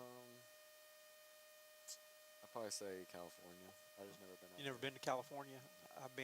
My daughter used to live in San Diego out there, and we made a trip out there one time, and she was kind of in that area and went to Laguna Beach. She lived there for a while too there, though. It's a beautiful country out there, but they do some stupid things out there. It's expensive, but if you ever get to go out there into the Pacific Ocean in that area, it's beautiful out there, though. Maybe you'll get to go sometime, but tell them to kind of get their act together before you go out there. There's some crazy people out there. All right, let me see what else we got on our good list here. All right, what's the favorite thing that you like to drink every day? I drink water every day. You drink a lot of water. Yeah, I drink water. I probably drink 3 gallons of unsweetened tea because I go by Chick-fil-A and get a gallon there, but I probably drink about 3 gallons of unsweetened tea that I drink that all the time. Are you usually late or early for things you attend? I'm usually late. Yeah. I cut it close. My players used to laugh at me because I was the last one to get the bus for the games and stuff like that, though, and I made them think I was inside doing something else there. But yes, I'm kind of on that situation right there. What's something that you wished you knew more about? Is there anything that you would wish you could study up on or knew more about? Any subject? I mean, I'm decent at math, but if I could be like really good at math where it's like effortless, that'd be helpful. Okay. Now, I don't think I've asked you this one before. Halloween's coming this Friday. If you had to spend the night in a haunted house, you could take 2 teammates with you. Who you taking? I think probably Jay and Levi. Okay. Who would be the protector in that? Who'd be the first one to run? The first time a ghost or something might giant. Who'd be the first one out the door running? I think I would be the first one. Okay.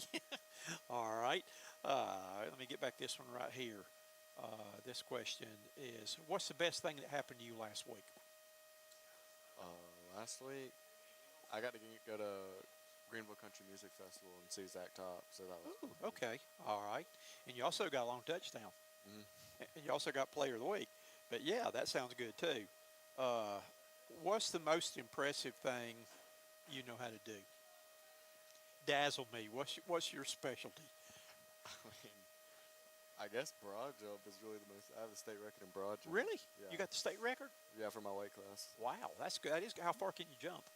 At the state meet, I jumped to 125 inches. Man, that is great. Congratulations. I didn't know that. That's something you could have told me, something that most people wouldn't know about you, but that's good right there.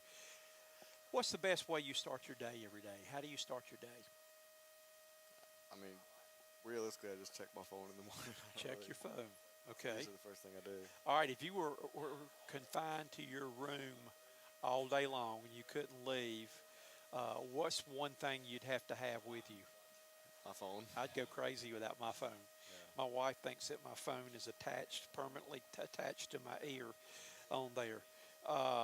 Do you collect anything? Nah, I've never collected anything. Okay. Well, my wife says, is there anything I don't collect? Because I collect all kind of stuff. Hats, I collect lapel pins. I collect all kind of T-shirts, all kind of stuff there. Let's see right here. What's a job that you would be really good at? I think I'd be a good weightlifting coach. Okay. I think I know a decent amount about it. Is that something you might want to do down the road when your playing days are over? I don't know if I want to do it for a career, but I think I'd be good at it. Okay. All right. When's the last time you climbed a tree? Probably like 2 or 3 years ago. I think mine was last year climbing the Christmas tree to put decorations on the top there. All right. What do you do to get rid of your stress? I like to ride in the car. Just get out and drive? Yeah. That's not bad to do. I've done that before too, just go on a ride. Let's see here. I've got some other questions. I'll look on the back here. No, not on the back of that one. All right, we're going to get a few more either ors right here that you have not had. I've got so many here. Would you rather be able to fly or be invisible? Fly. Okay. Would you rather sit by the window or on the aisle seat? Aisle. All right. Let's see what this one says right here.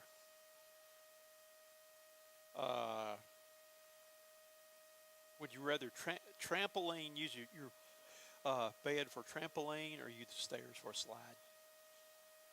Stairs for a slide. Okay. Would you rather walk on stilts or ride a unicycle? Ride a unicycle. I think I'd get killed on either one of those. All right. Would you rather play the air guitar or air drums?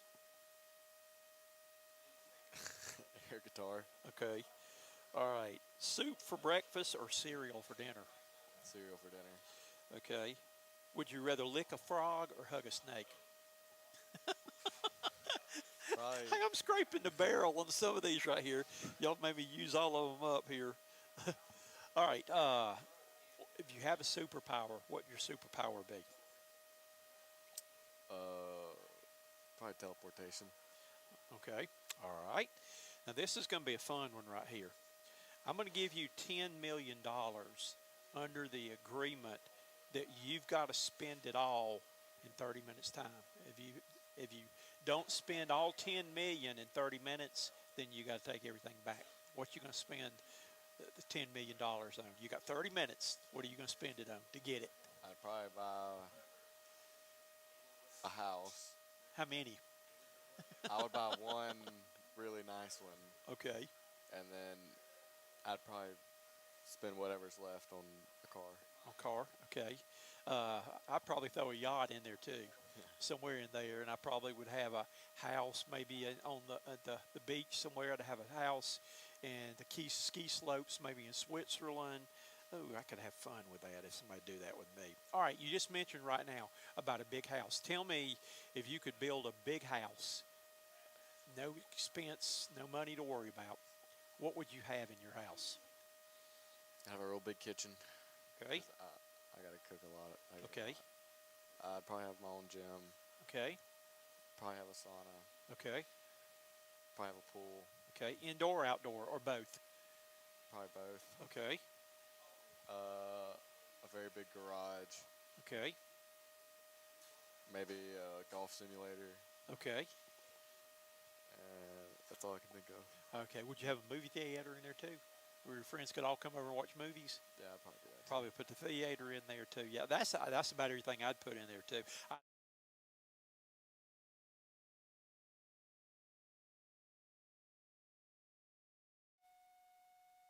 And welcome back to halftime here at Chapman High School at Panther Stadium. And Coach Tony, I believe you have got us some scores here on the Kleeper Construction scoreboard report here. So tell us some of the scores of interest. All right, sir.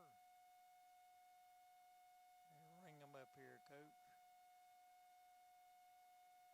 Well, the Abbeville Panthers are up over where it shows 23-16 at the half. Sherrall Braves 37, Chesterfield 0. And I'm sure that you've been waiting on that one all night, hadn't you? Hey, I have. Quite a few of them I've been waiting. I'm showing in the second quarter, Landrum Cardinals 18, Chesney 15.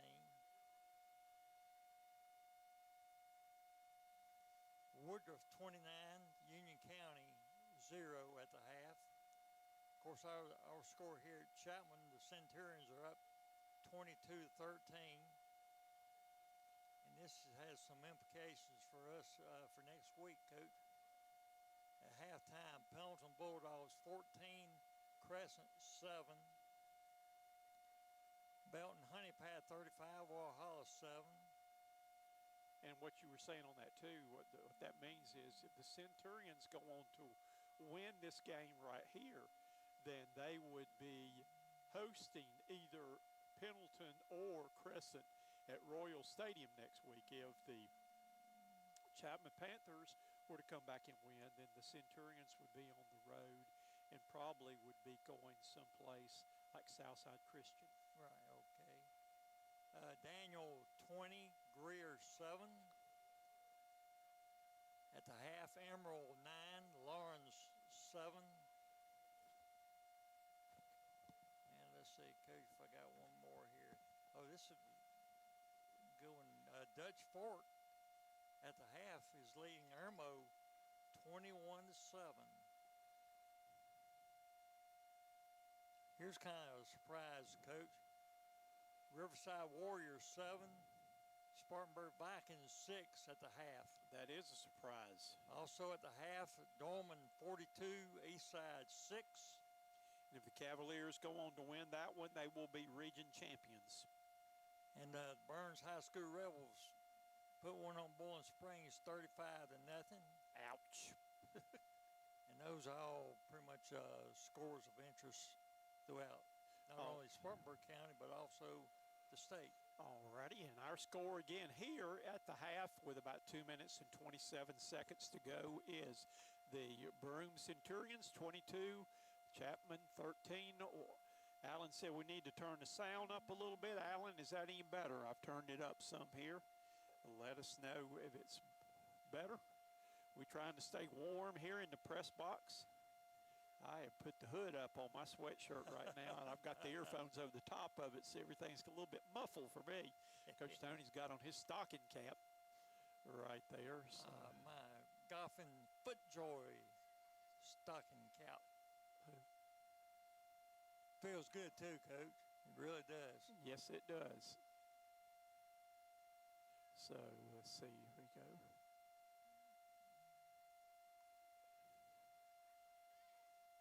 As you can see right here, Coach Tony, we can wave at them right here from the press box right now that we are trying to stay warm in here. It is halftime. We've got about a minute and 24 seconds to go. And again, this first possession will be interesting here. Chapman's got the ball first, and if the Centurions could stop them and get the ball back, they may have a chance of expanding on this lead right now. That would be just a tremendous thing, Coach. It would be, as you would say, that would be grandioso, wouldn't it? Hey, grandioso to the utmost. So we are here. The Centurions now have retaken the field. And again, I've got a chance, again, please get in that we are needing sponsors for the playoffs. That again, I can't emphasize enough, the high school league fees are just ridiculous is the best way I can put it in there. That the high school league's going to have to make money, and they get a cut of the high school league playoff gate. Right. They look for any way they can to get their hands in the kitty jar and get that cash out of there. So they charge for live streaming as a bunch of money right there. And so we are needing that money to be able to pay for the fees and things we've got to do here. That kind of letting you see right here what we're up against. Getting our graphics out of the way. Centurions are back on the field. Here comes Chapman now. But we have 0 playoff sponsors for the football game next Friday night. We would love to do it and continue to show this a lot for the grandparents that cannot make it to the games and family members out of town. But we desperately need some sponsors to be able to pull this off. You can either Facebook message me, or my email address is easy to remember. It is coxsportsbroadcasting@yahoo.com. So again, hello to Dolly. Miss Dolly's dressed up tonight. That she's got her outfit on. That she's all decked out, and she's gotten a couple touchdowns. She's gotten 3 touchdowns to celebrate. Dolly's still rehabbing right now. That she a couple of weeks ago that she came up limping pretty bad, and her back leg may have popped out of joint, and so we're kind of waiting to see right now if she's going to get better or if she's going to have surgery. But Katie's having to keep her as inactive as possible, which you don't keep a small little lively puppy like that, though. Yeah, you're right. But Dolly is dressed up like Dolly Parton. She's got her guitar, and she is hopefully having a good time getting treats down in Charleston right now. I'm sure she's enjoying the game. Yes, she is, though. So we're going to go back to our camera here at the field. Let's see if I can get the camera. There we go, right there. The teams are just about ready to go. The Centurions kickoff team is on the field right now. These next three minutes are going to be very critical to the outcome of this game, Coach. And Coach Tony, I see where I'm looking right now at our people watching. Our buddy Mike Johnson is watching from home. Mike, how are you doing, buddy? You've been in our thoughts and prayers. We've missed you. Hope he's recuperating. Yes, just take it one day at a time there, though. But I see where Mike's tuned in tonight, and hopefully he's enjoying the game and everything here. So we are about ready to get it going. The Centurions have huddled up now on the sides. They've already given up. One of Chapman's touchdowns tonight came on a kickoff return. So that was about, 85, 90-yard kickoff return, Coach? Well, it wasn't quite that far. They pooched it. It may have been about 70 or 75-yard, though. The big play of the game tonight has been Asher Littlejohn, who caught a screen pass, got a great block, and went 89 yards for a touchdown for the Centurions. And let's give kudos to Levi Bishop, too, on a couple of excellent defensive plays on deflecting the passer's pass, Yes, and quarterback's pass. And again, we're curious to see how the Centurions were doing, that their leader is done for the season, that Jameson Dearberry, who has been with these guys, most of these guys have been playing together since they were in the third grade. That's right. So that was, I know, a big loss for them losing him, but Braden Simpson told me last week, you know, he's ready. He just needed some reps this week and ready to try to step in and do the best job he can. And tell you, so another young man I talked to after the game last week was Taekwon Booker. And I said, you're going to have to step it up this next week. And he said, I've been looking all forward to being a leader of this team. And boy, he has been a leader for them first half. Great job tonight. You know, not only running that football, you know, like from the wildcat position, but also, I tell you what, once he's gotten out there, you know, it's taken 3 and 4 Chapman Panther tacklers to bring him down. And one thing that a lot of the people don't realize, too, that he has actually scored two-point conversions. So we are ready. We're ready to kick off. Where's Chapman? We're ready for action. So we had someone come through our booth. Who was that? Who that was. Somebody trying to play some trick-or-treat for us. Yeah, they didn't drop off any candy, though. Maybe one of the coaches headed back down to the sidelines. That would have been dandy to have some candy. Yes. Give me some candy. There's Coach Sullivan back here. We thought you were trick-or-treat. Now we didn't have anything to give you. Okay. All righty. The Centurions kicked the ball off, and a stop was made there for the Centurions. Coach, be wary for these next 3.5 minutes, starting the third quarter. We can get stopped. The first possessions in football in the first 3 to 4 minutes of the second half in basketball are some of the most important minutes you play the whole game. That's right. Kind of sets the tone for the rest of the game. Yes, it does. All righty, here we go. Chapman comes out in a running formation right here. They give the ball to the running back, and he sidesteps, and he gets drugged down, though. Had a missed tackle back there at the line of scrimmage. Yes, about holding on for dear life then. And the running back for Chapman's a little bit slow getting up, but it looked like number 20 for the Centurions on the play there. That was Wilkins, I believe, right. William Wilkins. But it is a gain of 8 on the play.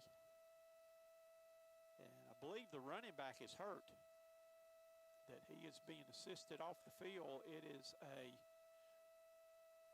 medical group of the Carolinas injury. He's gingerly right walking off the field at this time.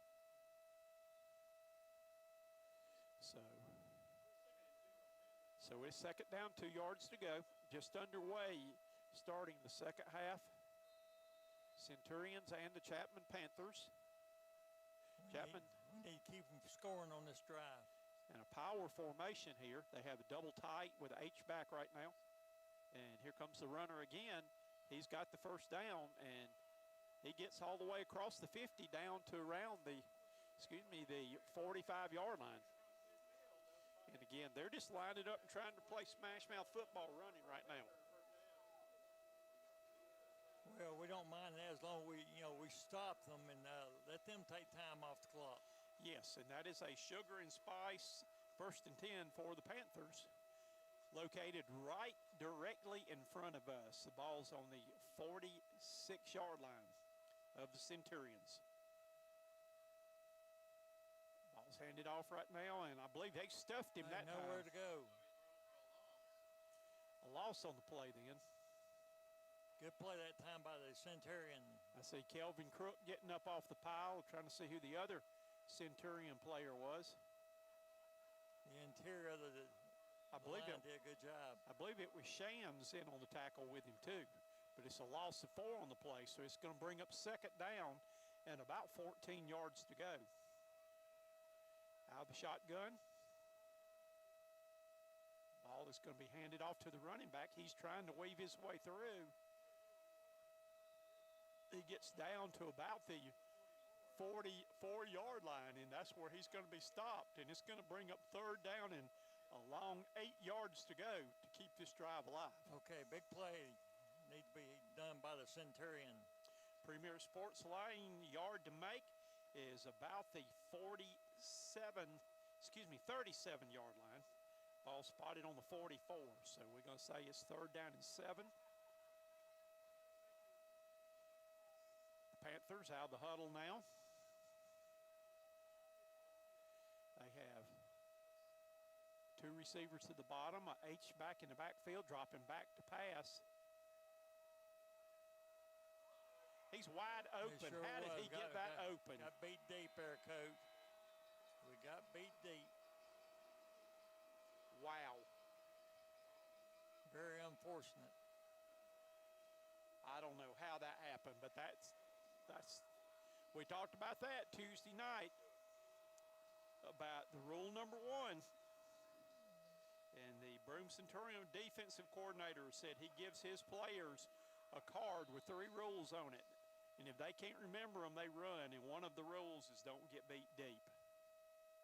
Somebody's going to be running Monday. And the extra point is up and good.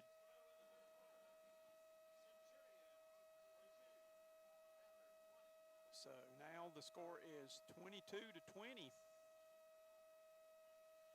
As we are waiting for the kickoff. That drive took about 2.5 minutes off the clock. And this is a Kleeper Construction scoreboard report.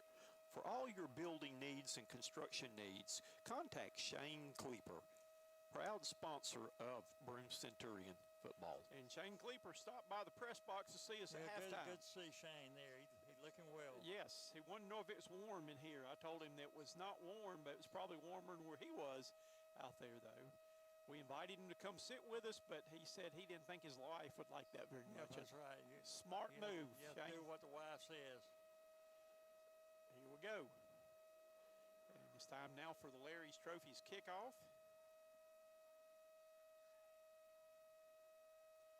This kickoff is brought to you by Larry's Trophies on Highway 9 in Spartanburg. Larry's Trophies can take care of all of your trophies, plaques, and awards needs. Call Terry Hall today at 864-582-0106.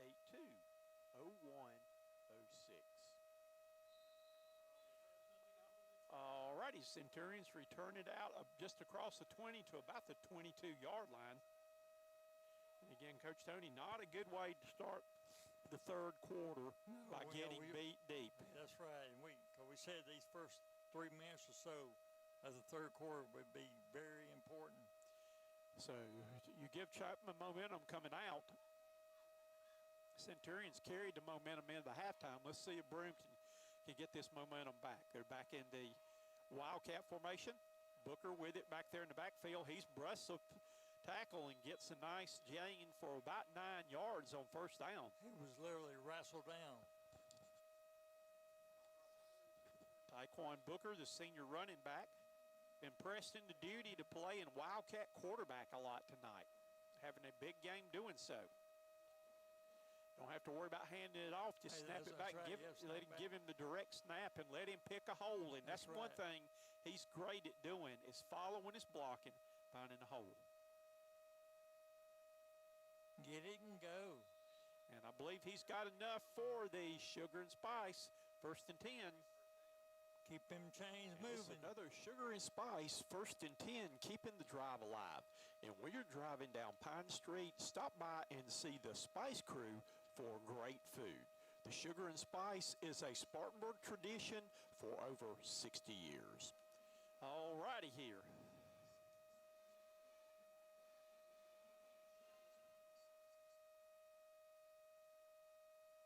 There he goes.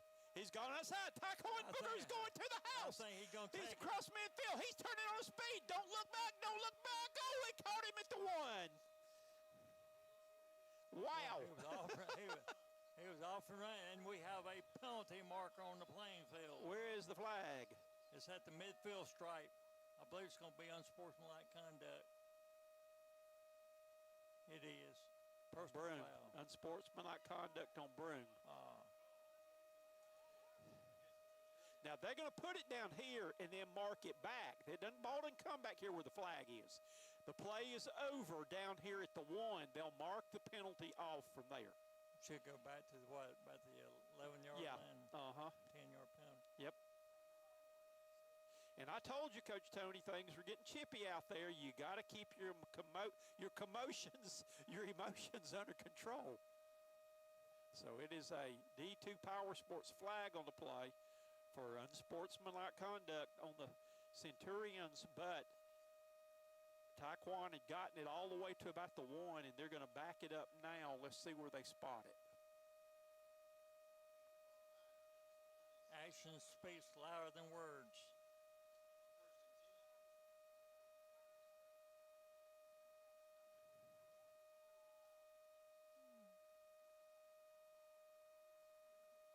The officials are having a discussion now. And that could be a bad thing. Yes. Ball is going to be spotted at about the 17-yard line, I believe, is where it will be. It's going to be 1st and 10 at the 17.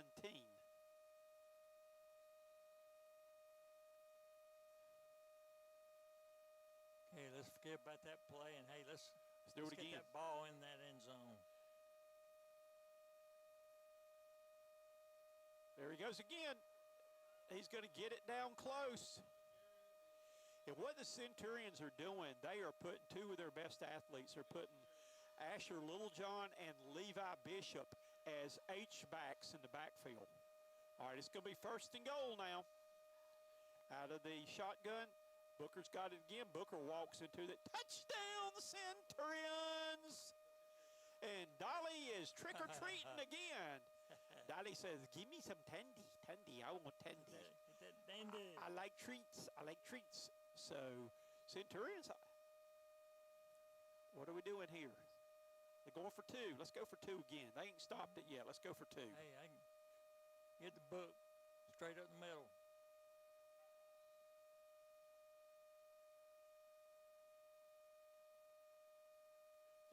Yep. Lined up going for 2 right here. Let's see what the penalty markers all over the playing field. There is a flag on the play. Kick it. Kick it. That makes it a 2-possession game if you kick it. I don't know if I'd run it from back here. That means he's going to go 8 yards. I don't know. We missed the extra point earlier, so, you know, I don't know. He's throwing caution to the wind. Against the wind. Little Bob Seeger's in against the wind here. Here we go. He's in. Do it all the way. And Dolly is happy again. Dolly says, trick or treat. Coach, I'd like to give kudos to twofold. One, the offensive line doing a very good job opening the holes up. And 2, let's give Booker some credit, too, because Chapman knows when he's back there what he's going to do. Yeah. And yet right now they're not able to stop him. And I want to tack on 2 more kudos for you there. I want to tack on kudos because Asher Littlejohn has moved out of the slot. And again, he's a big guy back there. He and Levi Bishop are the H-backs in the backfield as extra blockers on this too. And they have done a good job also. So our new score is Centurions 30 and Chapman 20. And again, Mighty Mo has swung back in favor of the good guys, the Centurions. That was an excellent drive that time. I tell you what, Booker, he looks from up here, from our viewpoint, he knows how to hit that hole, and when he hits it hard. Well, we talked about this the other day when I had that. I told you I had a long talk with him and stuff. Probably as any back I've seen in a long time. He reads and follows his blockers. He said Coach Farmer told him last year to follow your blockers, and that's what he has done. That's right. That he lets them make the block. So many times a running back will try to want to go so fast, he'll beat the blocker to the hole, and they're in the hole there. Point well taken. And there's the Larry Trophy kickoff. Takes a high hop and on the stop. At about the 37-yard line is where Chapman will take over to start this drive. That gentleman, he's limping off the field too. Who was it? The Chapman player? Yeah, number 12.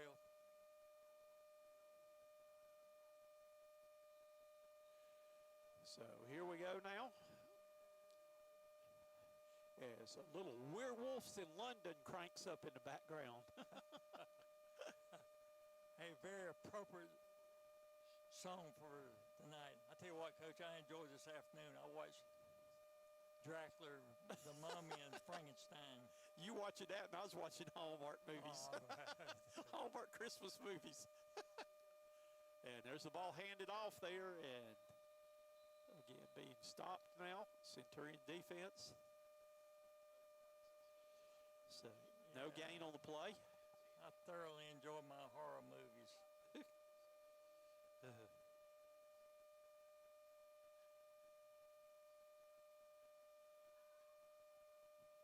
So it's going to be second down, 10 yards to go. Let me whisper to the secondary, don't get beat deep. I'm sure they've been forewarned about that. And there's the running back is going to get the ball, and he gets tackled at about the 40-yard line, maybe 39-yard line, and it's going to bring up third down and about 9 yards to go. Yeah, let's say, Coach, let's say third and 9. Okay. Third and 9, that's fine. Sports Lighting, third down and the yard to gain. Premier Sports Lighting is providing high schools and colleges throughout the state with sports lighting systems. Contact Broome alumnus Andrew Weathers. All righty, here we go. And dropping back to pass, and we have Laundry.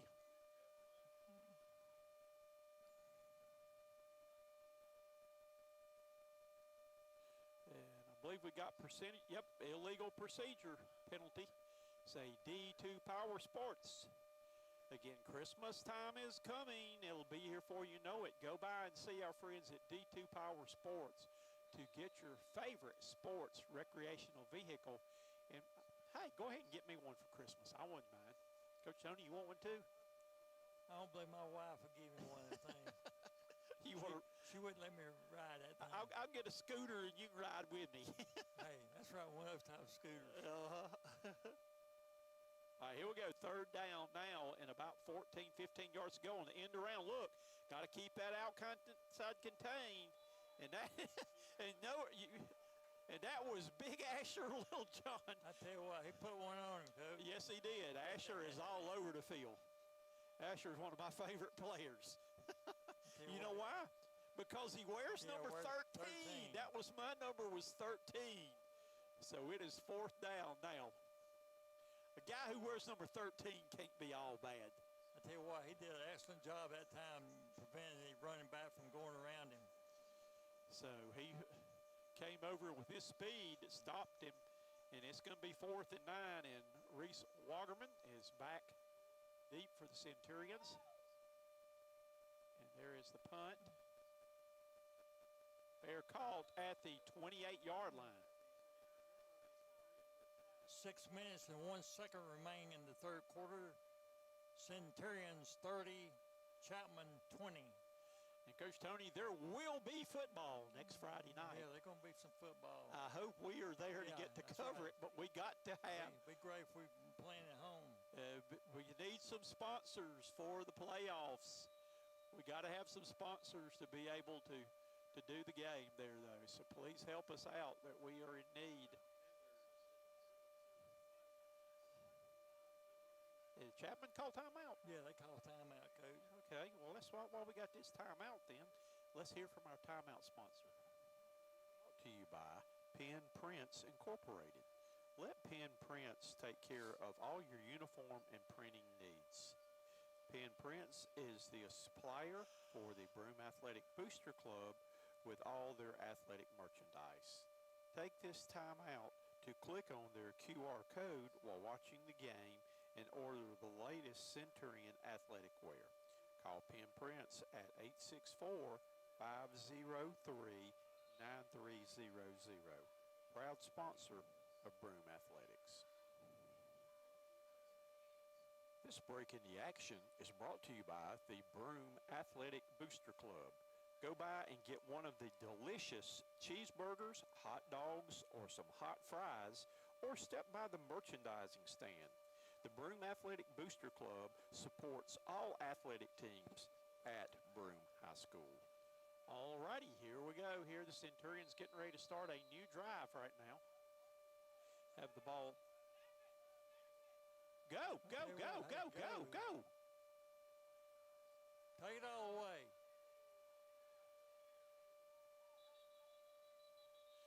Chapman was just taking their time getting on the field. And They only had about 3 or 4 people on the line of scrimmage. yep, they were goofing around. He snapped the ball. Hey, referee, put that thing in play. That's Hey, right. Get and go. And the Centurions were lucky that they didn't have somebody that was not moving. They got set to do it. So it's a sugar and spice big gain for. And Reese Wagerman's in the backfield running the Wildcat now. They're giving Booker a little bit of a blow right now. So Wagerman That's right. running the Wildcat. And that, coming back in now is Booker. And they're going to stay with this. They're staying with the one receiver look right Yeah, now. That's great. And they have got all these extra blockers in the backfield. And there's Little John pulling. Booker's going to Okay, spin let's get out of it. going. He's still going. And he's going to get down. And wow. Hey, I enjoy it. This is fun football. Hey, that's right.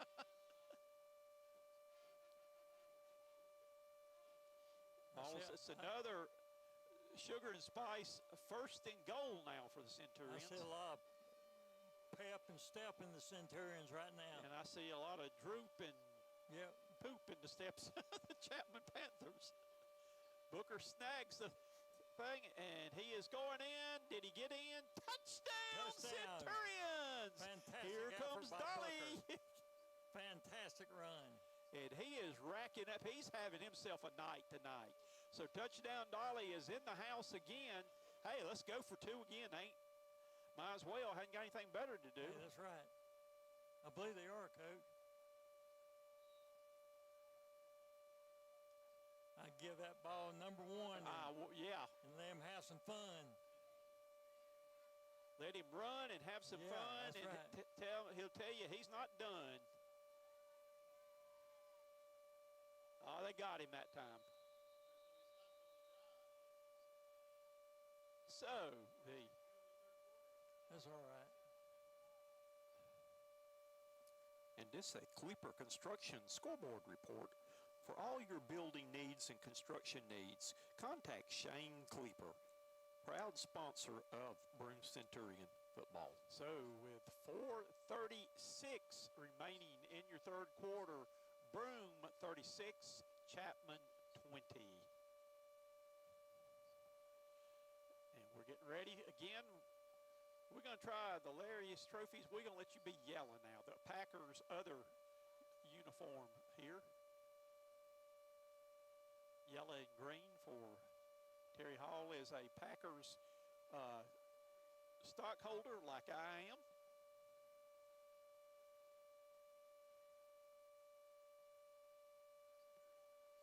So,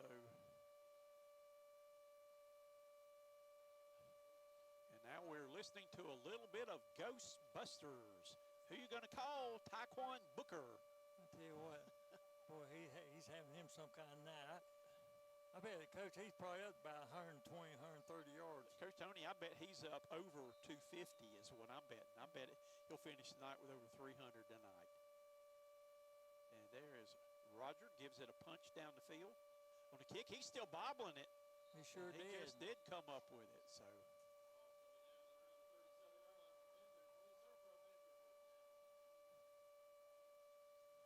This kickoff is brought to you by Larry's Trophies on Highway 9 in Spartanburg. Larry's Trophies can take care of all of your trophies, plaques, and awards needs. Call Terry Hall today at 864-582-0106.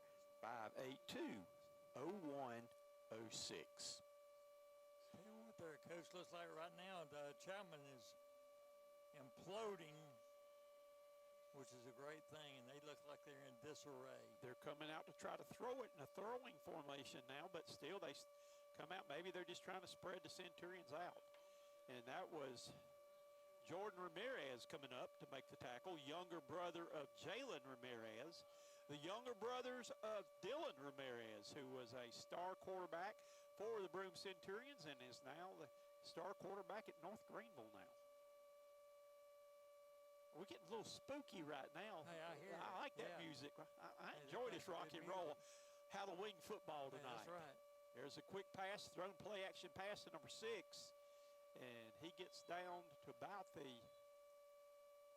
48-yard line. And that should be enough to move the sticks for a Sugar and Spice 1st and 10.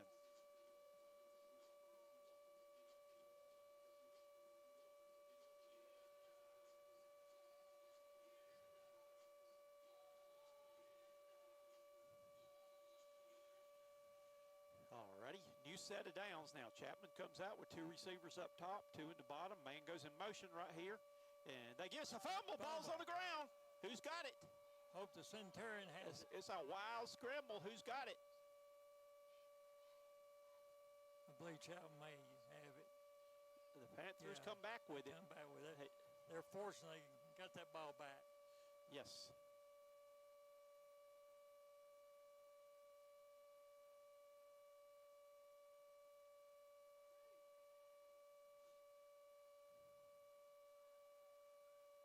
All right.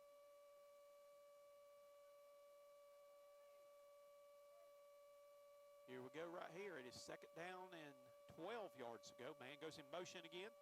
He fakes it, throws a swing pass out there in the flat. He's wide open. There was nobody there. And he's going to get the 1st down and get slung down at about the 35-yard line on the play.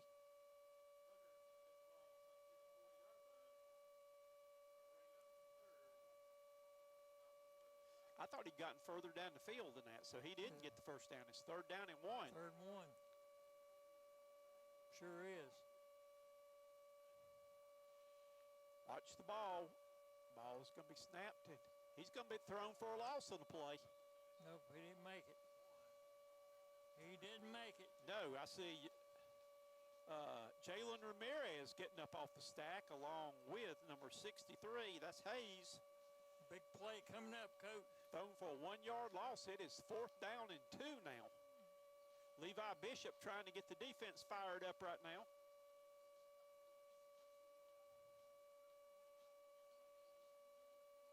Out of the shotgun right now. Man goes in motion. He got him in the backfield. He tries to pitch it. He did, and man, he made a good play, but he got lucky on that. Yeah, he did. That was not what they drew up. They picked it up. Nah.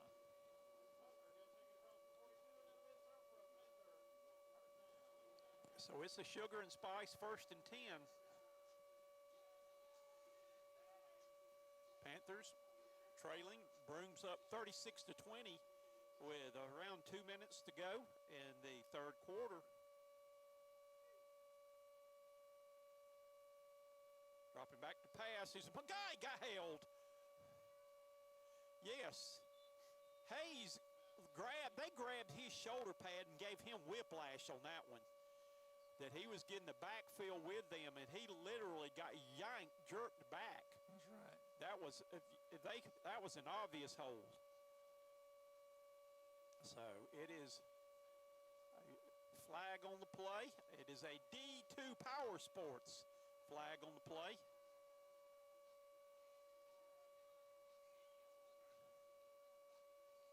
Let's back him up. Backtrack, do it again. Ball's going to be spotted back at the 47-yard line on the play. And it's a D2 Power Sports flag on the play. Don't penalize yourself by missing out on the better things in life. Go to D2 Power Sports to see Bruce and all of his staff to get your next sports recreational vehicle. All righty, so it's going to bring up 2nd down and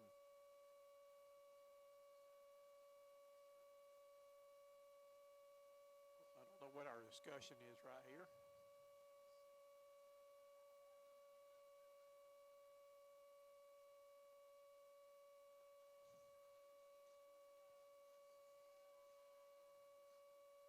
sure the ball's put in the right place. There it is. So it's first down. 1st and 20.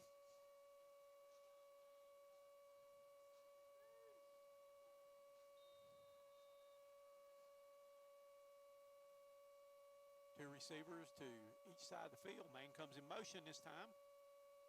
Dropping back to pass.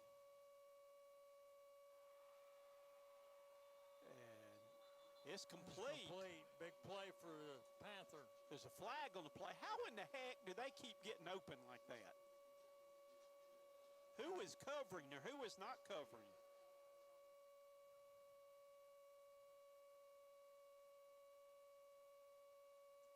Pass interference against the Centurion been declined. Well, darn. If you're going to do it better than that where they can't catch the ball.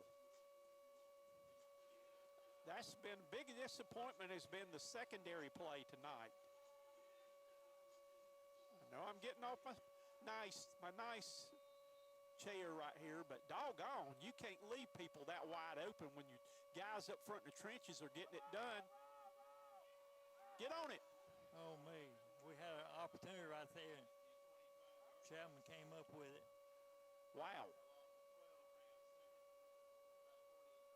So it's a loss of 12 on the play.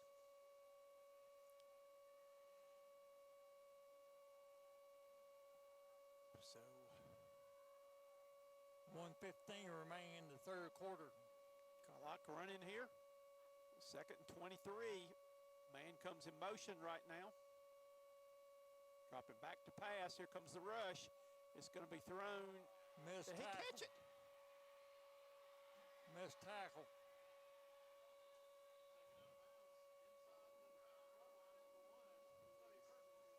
What in the world are we doing in the secondary? Got injured Centurion down.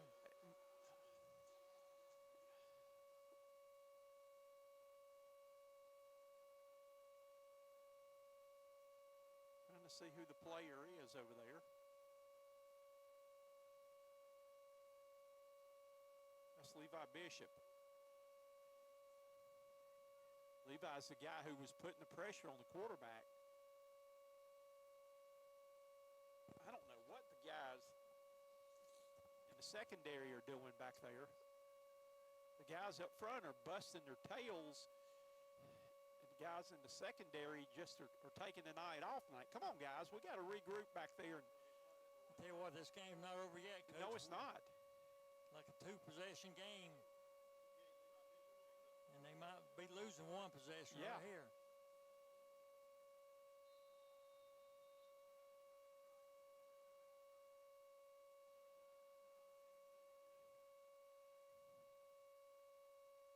First and goal.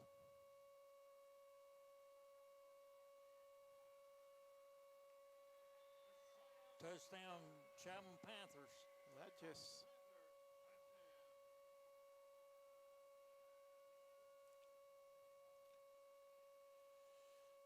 So our score now is 36-26.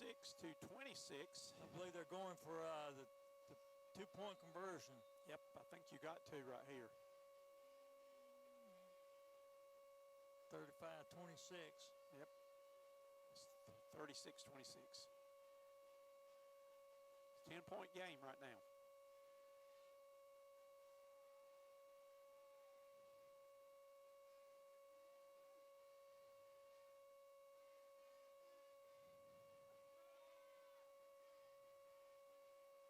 He didn't get it.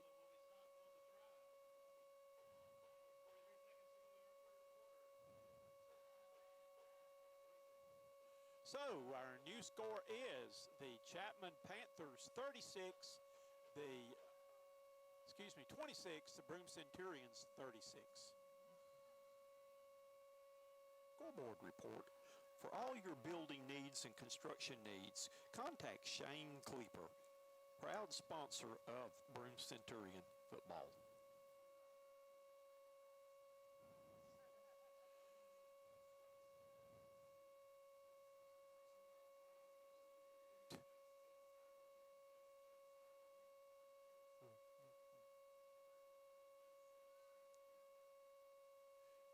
ready for the Larry's Trophies kickoff.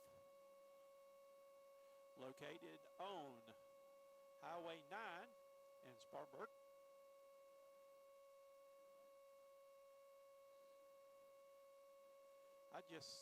Centurions need to get together right now and get things straightened out in the secondary.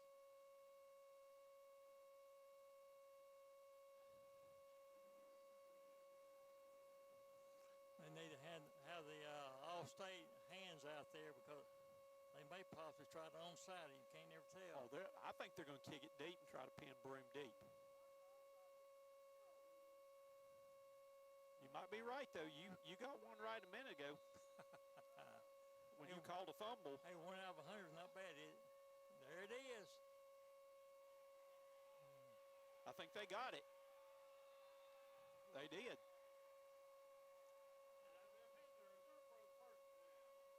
You got that one. They got a perfect roll over. Yeah, roll over with him. Yep. Mighty Mo has swung to the Panthers. We got 40-something seconds in this third quarter, and we still got another full quarter of football. A two-possession game now for the Centurions, but the way the secondary played that last series, it makes you worry a little bit.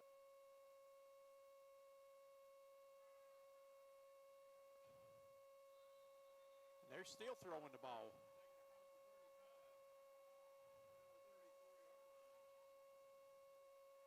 Centurions defense got to wake up. They were playing great football, and now they have. Now we got us a ball game. You got us a ball game. So Centurions are kind of moping around right now. Panthers have got a little pep in their step. Running back's going to be close, but I don't think he got the first down.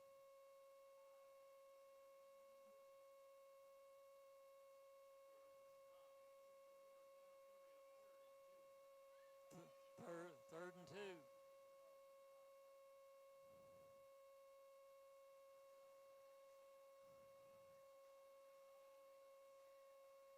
Two receivers to the bottom, one up top. I'm going to let the clock run out. Yes, they are. We should have some kind of fourth quarter of action, Coach. That's right. So at the end here of 3, This break in the action is brought to you by the Broome Athletic Booster Club. Go by and get one of the delicious cheeseburgers, hot dogs, or some hot fries, or step by the merchandising stand. The Broome Athletic Booster Club supports all athletic teams at Broome High School.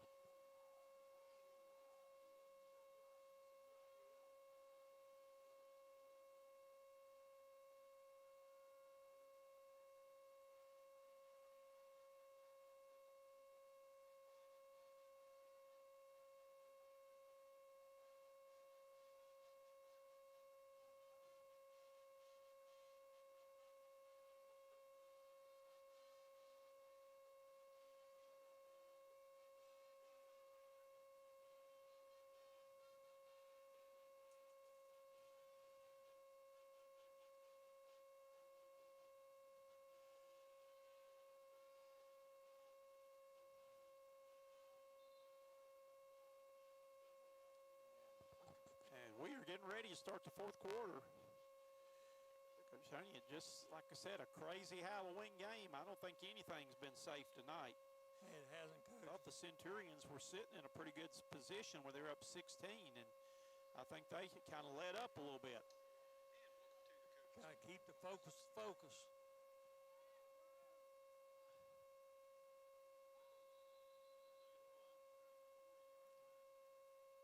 I think is that going to be a first down?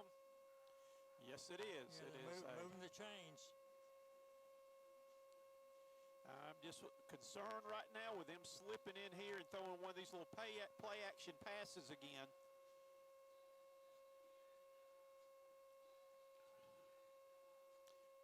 Two receivers to the bottom, two up top. Man goes in motion. Dropping back to pass. He's got a man wide open in, and it's going to be fumbled. They're going to say it's incomplete. Incomplete.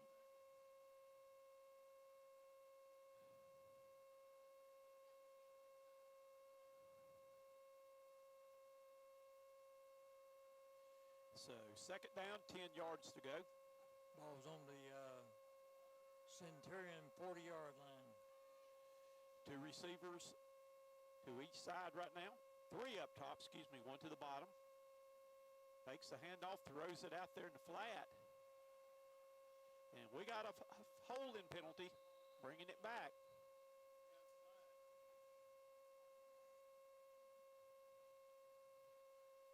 Coach Sonny, a little concerned that the secondary is not reading that play and coming up quicker. They're waiting to be blocked on that play rather than taking on the blocker and getting back. Being assertive.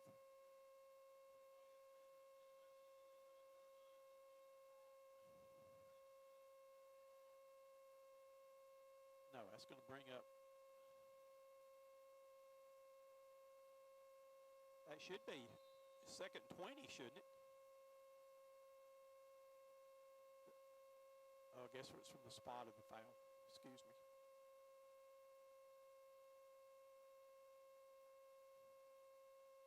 Dropping back to pass. Here comes the rush. He's got him back down there, slung him down. There's the ball. Where's the ball? I'm saying this. That should have been a fumble. How is that an incomplete pass? That's either grounding or he's down. There is no way that's an incomplete pass. That is, that is crazy. That is crazy. He had him down back there and slung the ball. That is a fumble. That is stupid. He just Idiotic referees. Stupid, stupid, stupid. It's either a sack or a fumble.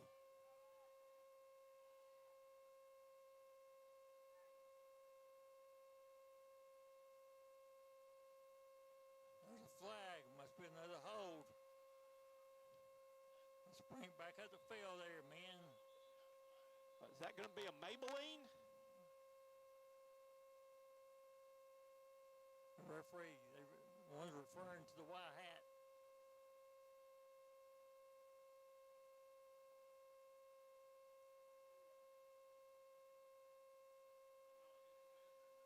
I still say, how in the heck was that not a sack on that play before that and a fumble? That could have not been an incomplete pass. If it's an incomplete pass, it's intentional grounding because there was nobody even near where the ball was. Nobody's over there. Third down, 25 yards to go. Oh, monster mash. Man comes in motion, two receivers at the bottom. Running back, giving the ball going the other way, and he gets up to about the 45-yard line. And that brings up fourth and a long way to go.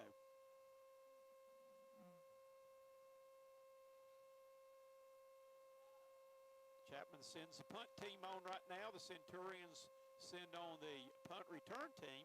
Watch for the fake. Watch for the fake. It is fourth down and 25 yards to go. But still, this is Halloween. Anything crazy can That's happen. right, 'cause a lot of things happen crazy than that. He held the ball a long time before he kicked it. He didn't touch it. That went over his head. Wagerman came up to catch it. He's complaining, though we did not give him room to catch it. That was a weird bounce. Yes, it was. Centurion's going to have it deep in their own hole now. I think I come with the Booker. We need a good sustained drive for about 6 minutes. Yep. With a score.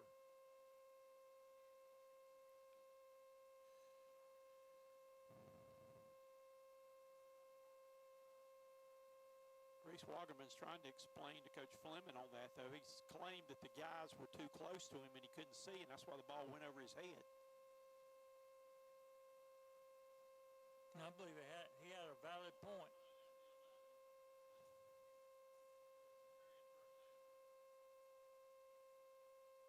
T-Cobb That's right. Take time off the clock. That's right. Win. That's right. Yep. Find a way to win. And they shot in that time. Somebody didn't block.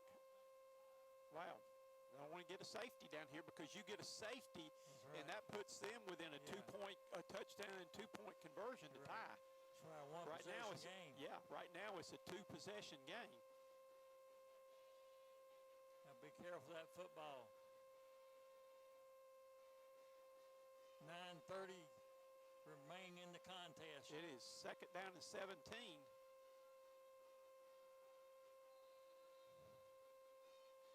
And again, they have made an adjustment to Booker back there because, you know, the 2-point conversion got stuffed this last time. That's right.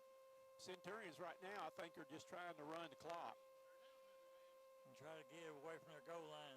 Premier Sports Lighting, 3rd down and 16 yards to go right here.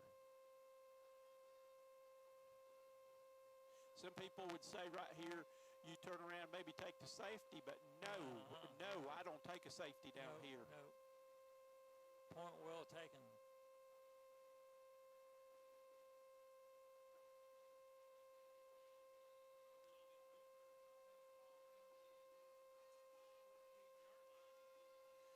So he's back out. It's going to bring up 4th down now, then. There's an injured player on the field right now. Trying to see who it is. It's an injured Chapman player.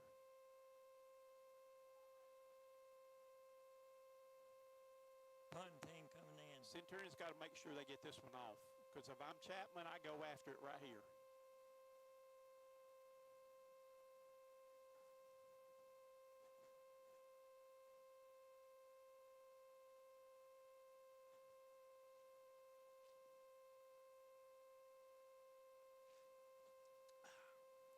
It is a medical group of the Carolinas injury.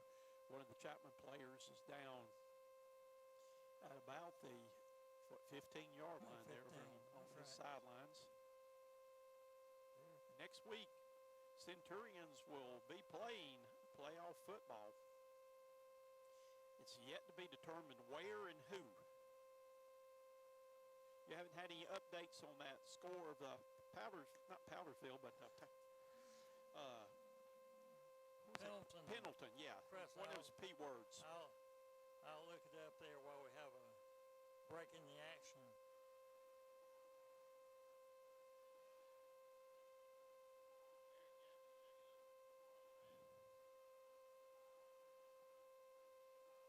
You better get back out there because they already had a play right here where Chapman putting somebody back deep now.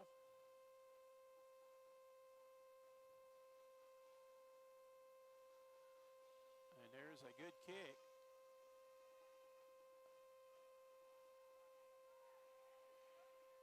Must be face mask. I think it probably is, but it could have been a block in the back to start with.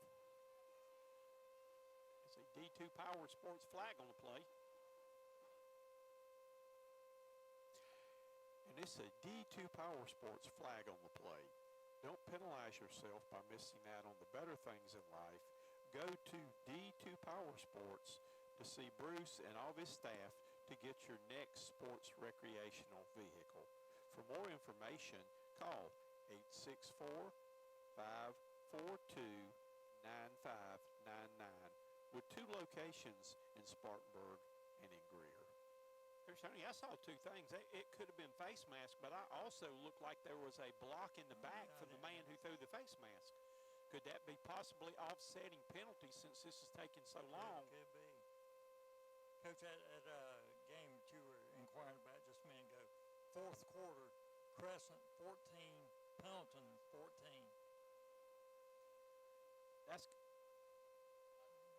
That is absolutely what happened. I was right on that one, Coach Tony. They're going to kick it over. That's right. What was that score one more time?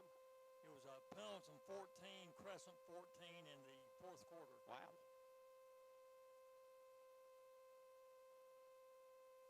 Chesney was really rebounding against the Landrum Cardinals. They were ahead 50-18. Wow.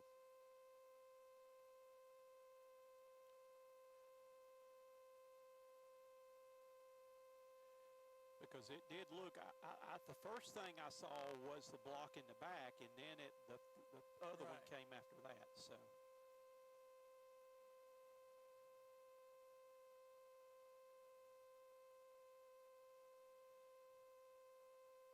Let's make sure we get us a good punt.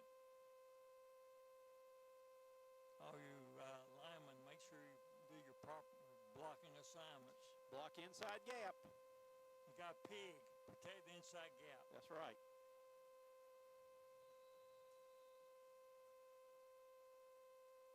And let's kick, roll. It's on the ground.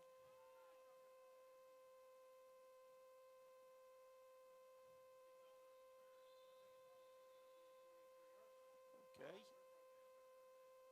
That's an exciting play right there. I saw a bunch of Centurion elbows go flying around. Yes, there was. Physicality, you gotta have it. All right, defense, come on, let's play. Secondary, let's communicate back there. Let's don't let anybody get deep. Let's go guys up front. Got to get in there.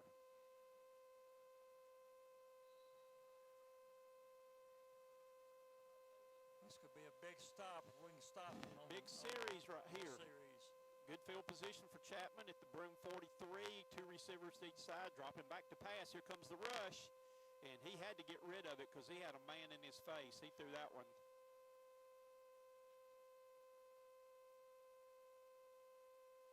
So it'll be second down, 10 yards to go.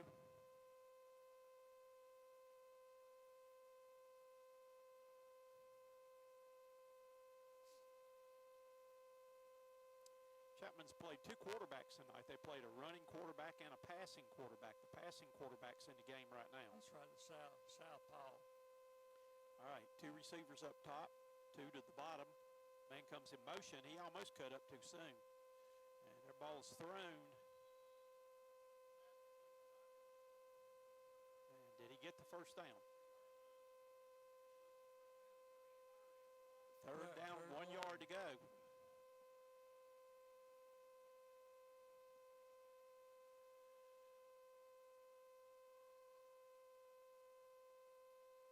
He's going to keep it. He's got some daylight. He got the first down to about the 29-yard line.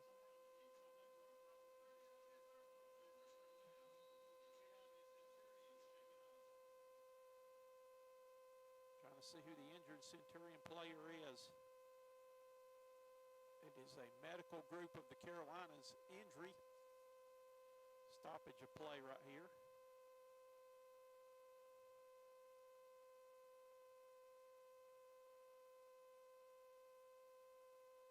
Trying to see who the injured Centurion player is. Number 54 for the Centurions. Cedric Fernandez is the injured player.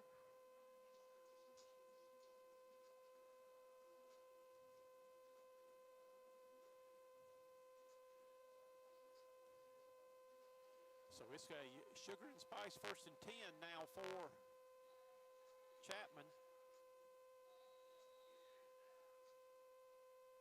They got 2 receivers to each side of the field. 1 back in the backfield.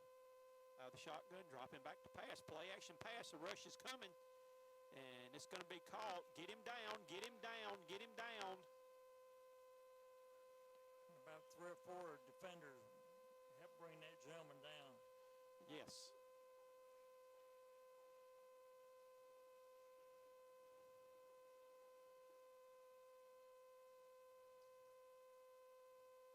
So it's second down and about 6 yards to go.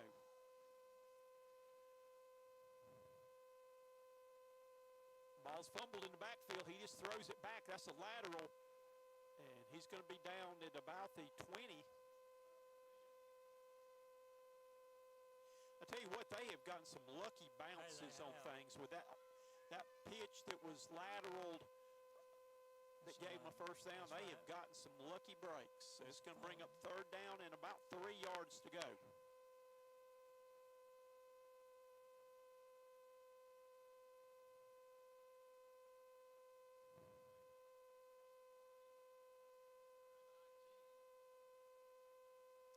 Coach Tony, I asked about what the problems with the jumping off sides have been. Right. Broome goes on a silent snap count. They don't use any signal calls, so their players don't hear any signal calls during the thing, and they've been told to watch the ball, but sometimes they listen because Broome does not use any sound on their snaps. And let's see, we got timeout is called by. Hey, that was a important timeout right there. They must have seen something in the defense they want to try to exploit right now. This timeout is brought to you by Pen Prints Incorporated. Let Pen Prints take care of all your uniform and printing needs. Pen Prints is the supplier for the Broome Athletic Booster Club with all their athletic merchandise. Take this time out to click on their QR code while watching the game and order the latest Centurion athletic wear. Call Pen Prints at 864-503-9300. Proud sponsor of Broome Athletics. All right, it is 4th down and 1 yard to go right here. Big play coming up, Coach. Big play. You're right. 6:07 remaining in the contest. You got to watch the long count right here. We just talked about it. They got extra blockers in right now, only 2 receivers, 1 to each side.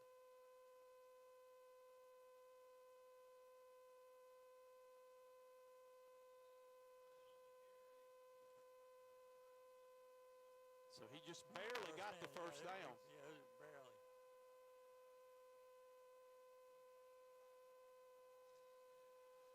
Ball spotted on the 19-yard line.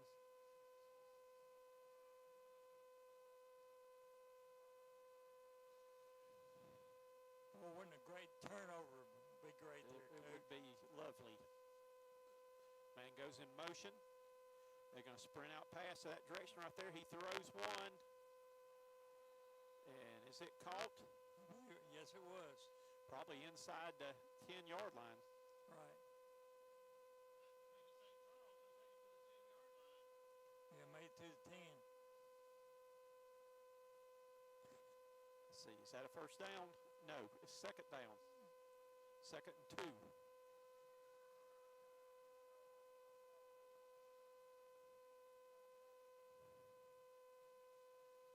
Are they going to measure it?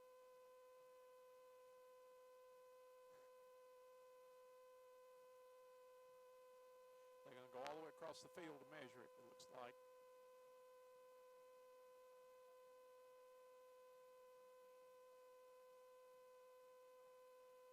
Coach, we got to finish this game. Need to finish. Yes. Last time we watched the game, a team didn't finish that right. day. Yep.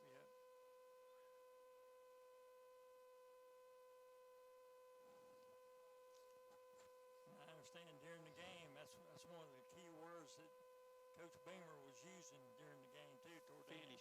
Finish. It's not so much how you start as how you finish. 3rd down in inches. 2nd and inches, excuse me.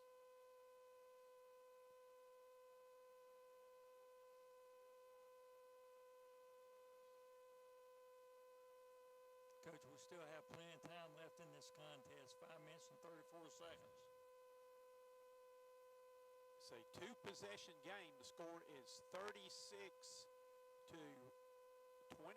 Centurions lead. But like you said, there is still time.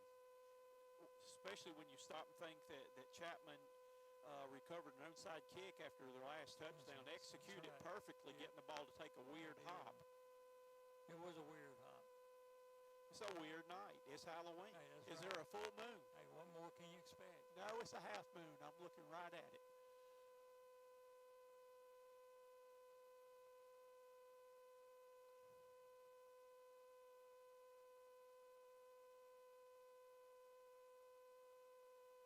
He's got the... He went in there about virtuoso, untouched. Yes, he did.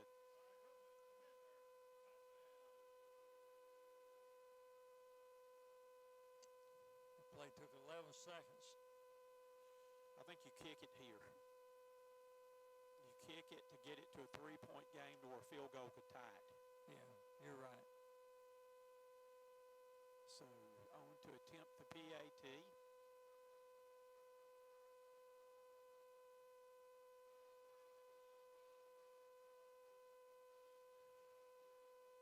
Kick is up and in good, and we got a 1-possession game. Coach, could it be the team that gets the ball last be the one that has the opportunity to have victory? It could be. It could be.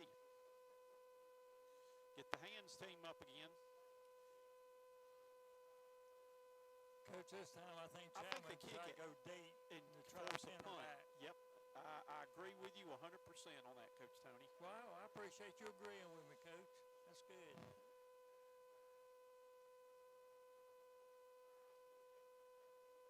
You still got to put the hands deep, but yep, I would try to punt it and keep them deep, and then get a 4th down punt where you got good field position, where you can try to drive for a winning touchdown or a winning field goal.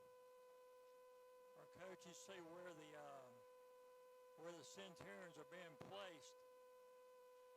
You think that Chapman kicker might try to go for a particular area beyond the second alignment?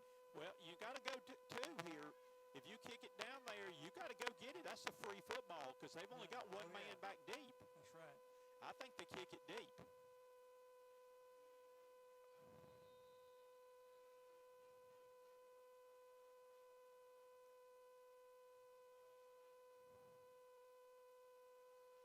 Pick it up and go.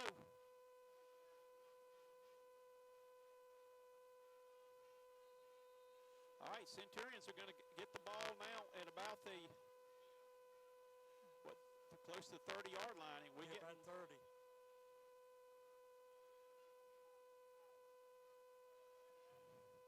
5:17 remaining in your ball game. We need to hang on that ball and take time off the clock.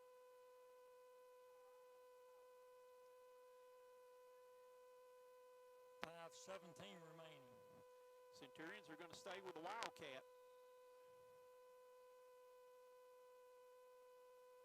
Well, you got to block up front here. This is where the game's won and lost in the trenches. That's right here. Trenches, absolutely.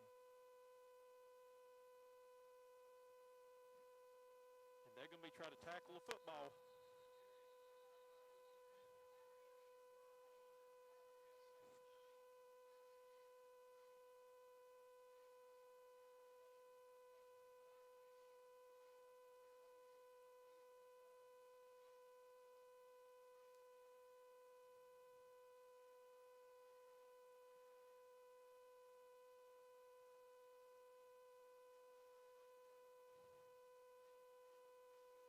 Second down, 8 yards to go. We need a couple of first downs.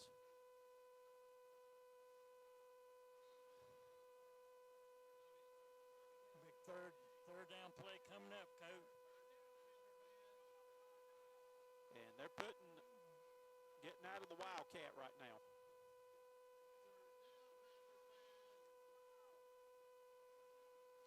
Four minutes, 17 seconds to go in the game. Third down and 7 yards to go on the Premier Sport Lighting. Third down yard to make is going to be out the 40. We need this. Well, the Centurions down to 10 on the play clock right now.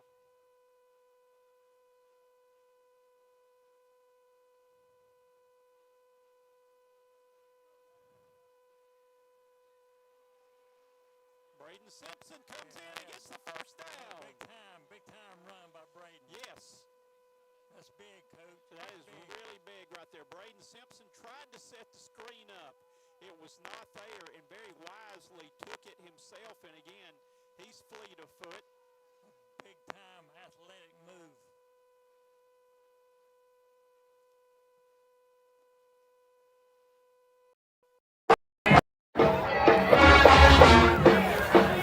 Keep moving those chains. Keep that clock ticking. Yes, it's still running. Simpson stays in at quarterback. He's going to keep it right now on a end around. He's going, Braden Simpson. Picking up valuable yardage as the game proceeds. It's another sugar and spice, 1st and 10. You see, Chapman has one timeout left. We got all 3 of those. Yes. They're going to let the clock run now. It's down to 17 on the play clock. They're going to bleed the play clock as much as they can. All right, here we go. 9 seconds on the play clock. Booker's got it on the direct handoff now, and we got a flag on the play. Could be a hold. Where the flag came out. Flag on the play.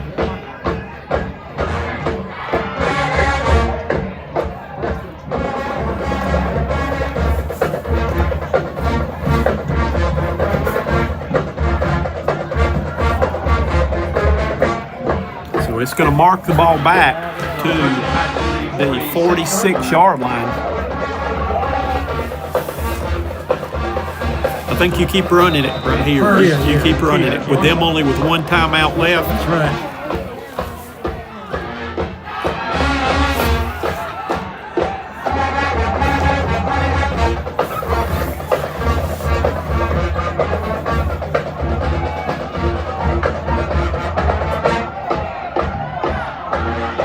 Option play right now. Simpson gonna try to turn the corner. Inbound. That's a smart move that time by Simpson. He stayed inbound. And again, he is a smart young man back there too. Good move. Very smart guy. That's great.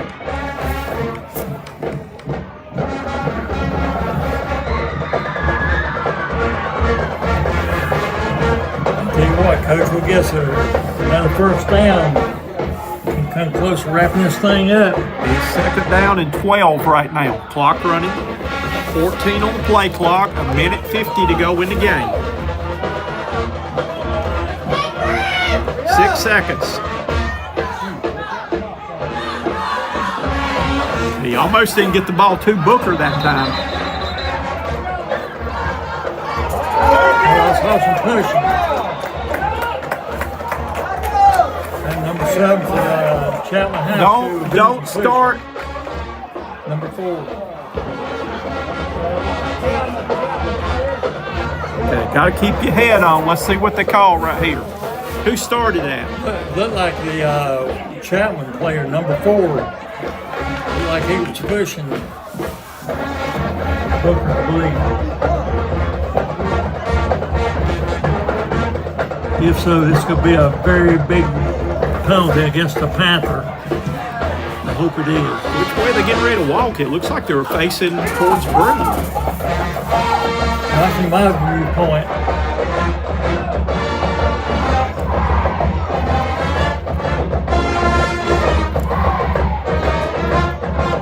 Personal foul, Chapman.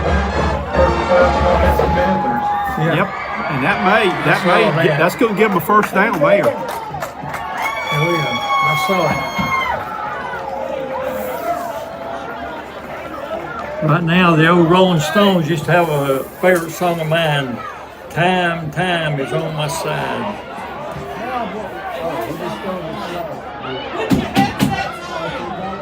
Take a knee!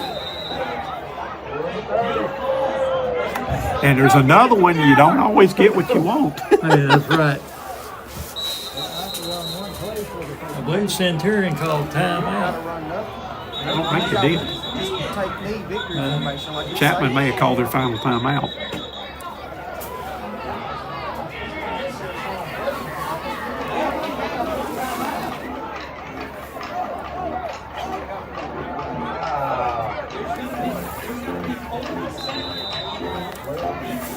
They gonna call a timeout. We gonna call a timeout. 40 seconds. Clock's running.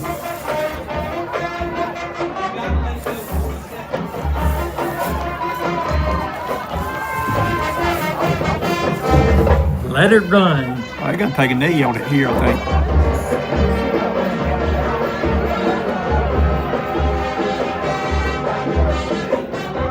Victory formation. They're going to run it down now. Less than a minute to go. Good time management.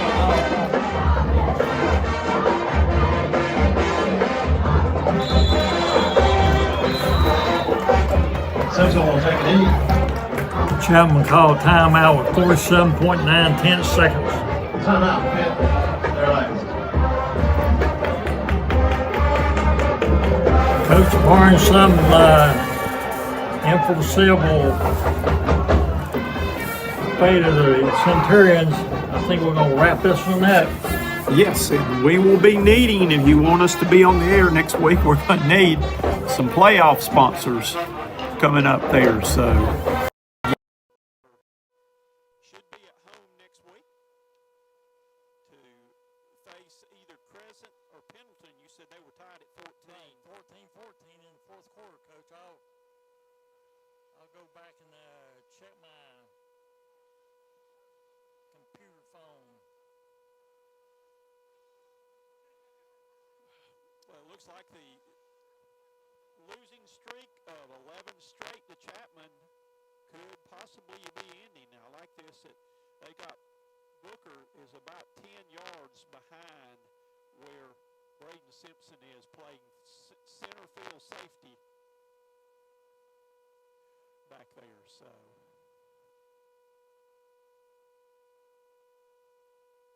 Jackie Gleason used to say how sweet it is. Chapman cannot stop the clock anymore. Broome can run 2 plays and this be over.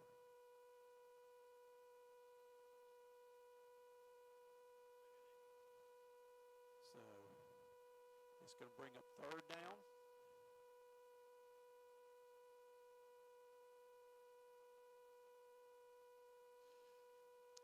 Isn't it ironic that the ceiling deal was a player from Chapman losing his cool and getting a penalty, and Broome got the 1st down to run the clock out.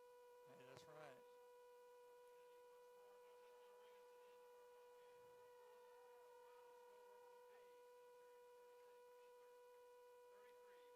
So your final score here, Broome Centurions will be victorious 36-33 as they hold off a rally by the Chapman Panthers here. The Centurions will move on to the playoffs next week. And here's a short message about the playoffs next week. Hi, I'm Coach Dick Cox, and I just want to take this opportunity right now to extend an invitation if you would like to help us out for the Broome Centurion football playoffs. We finish up the regular season against Chapman on Halloween night, but we will be starting the playoffs the following Friday night, and we are needing broadcast sponsors for the high school league playoffs. The high school league charges us an enormous fee to broadcast, to live stream, video stream these games, and just our expenses are so high that we cannot actually do the broadcast of the games unless that we can get some help from our sponsors, though. But it is, if you can get in touch with me either by emailing me at coxsportsbroadcast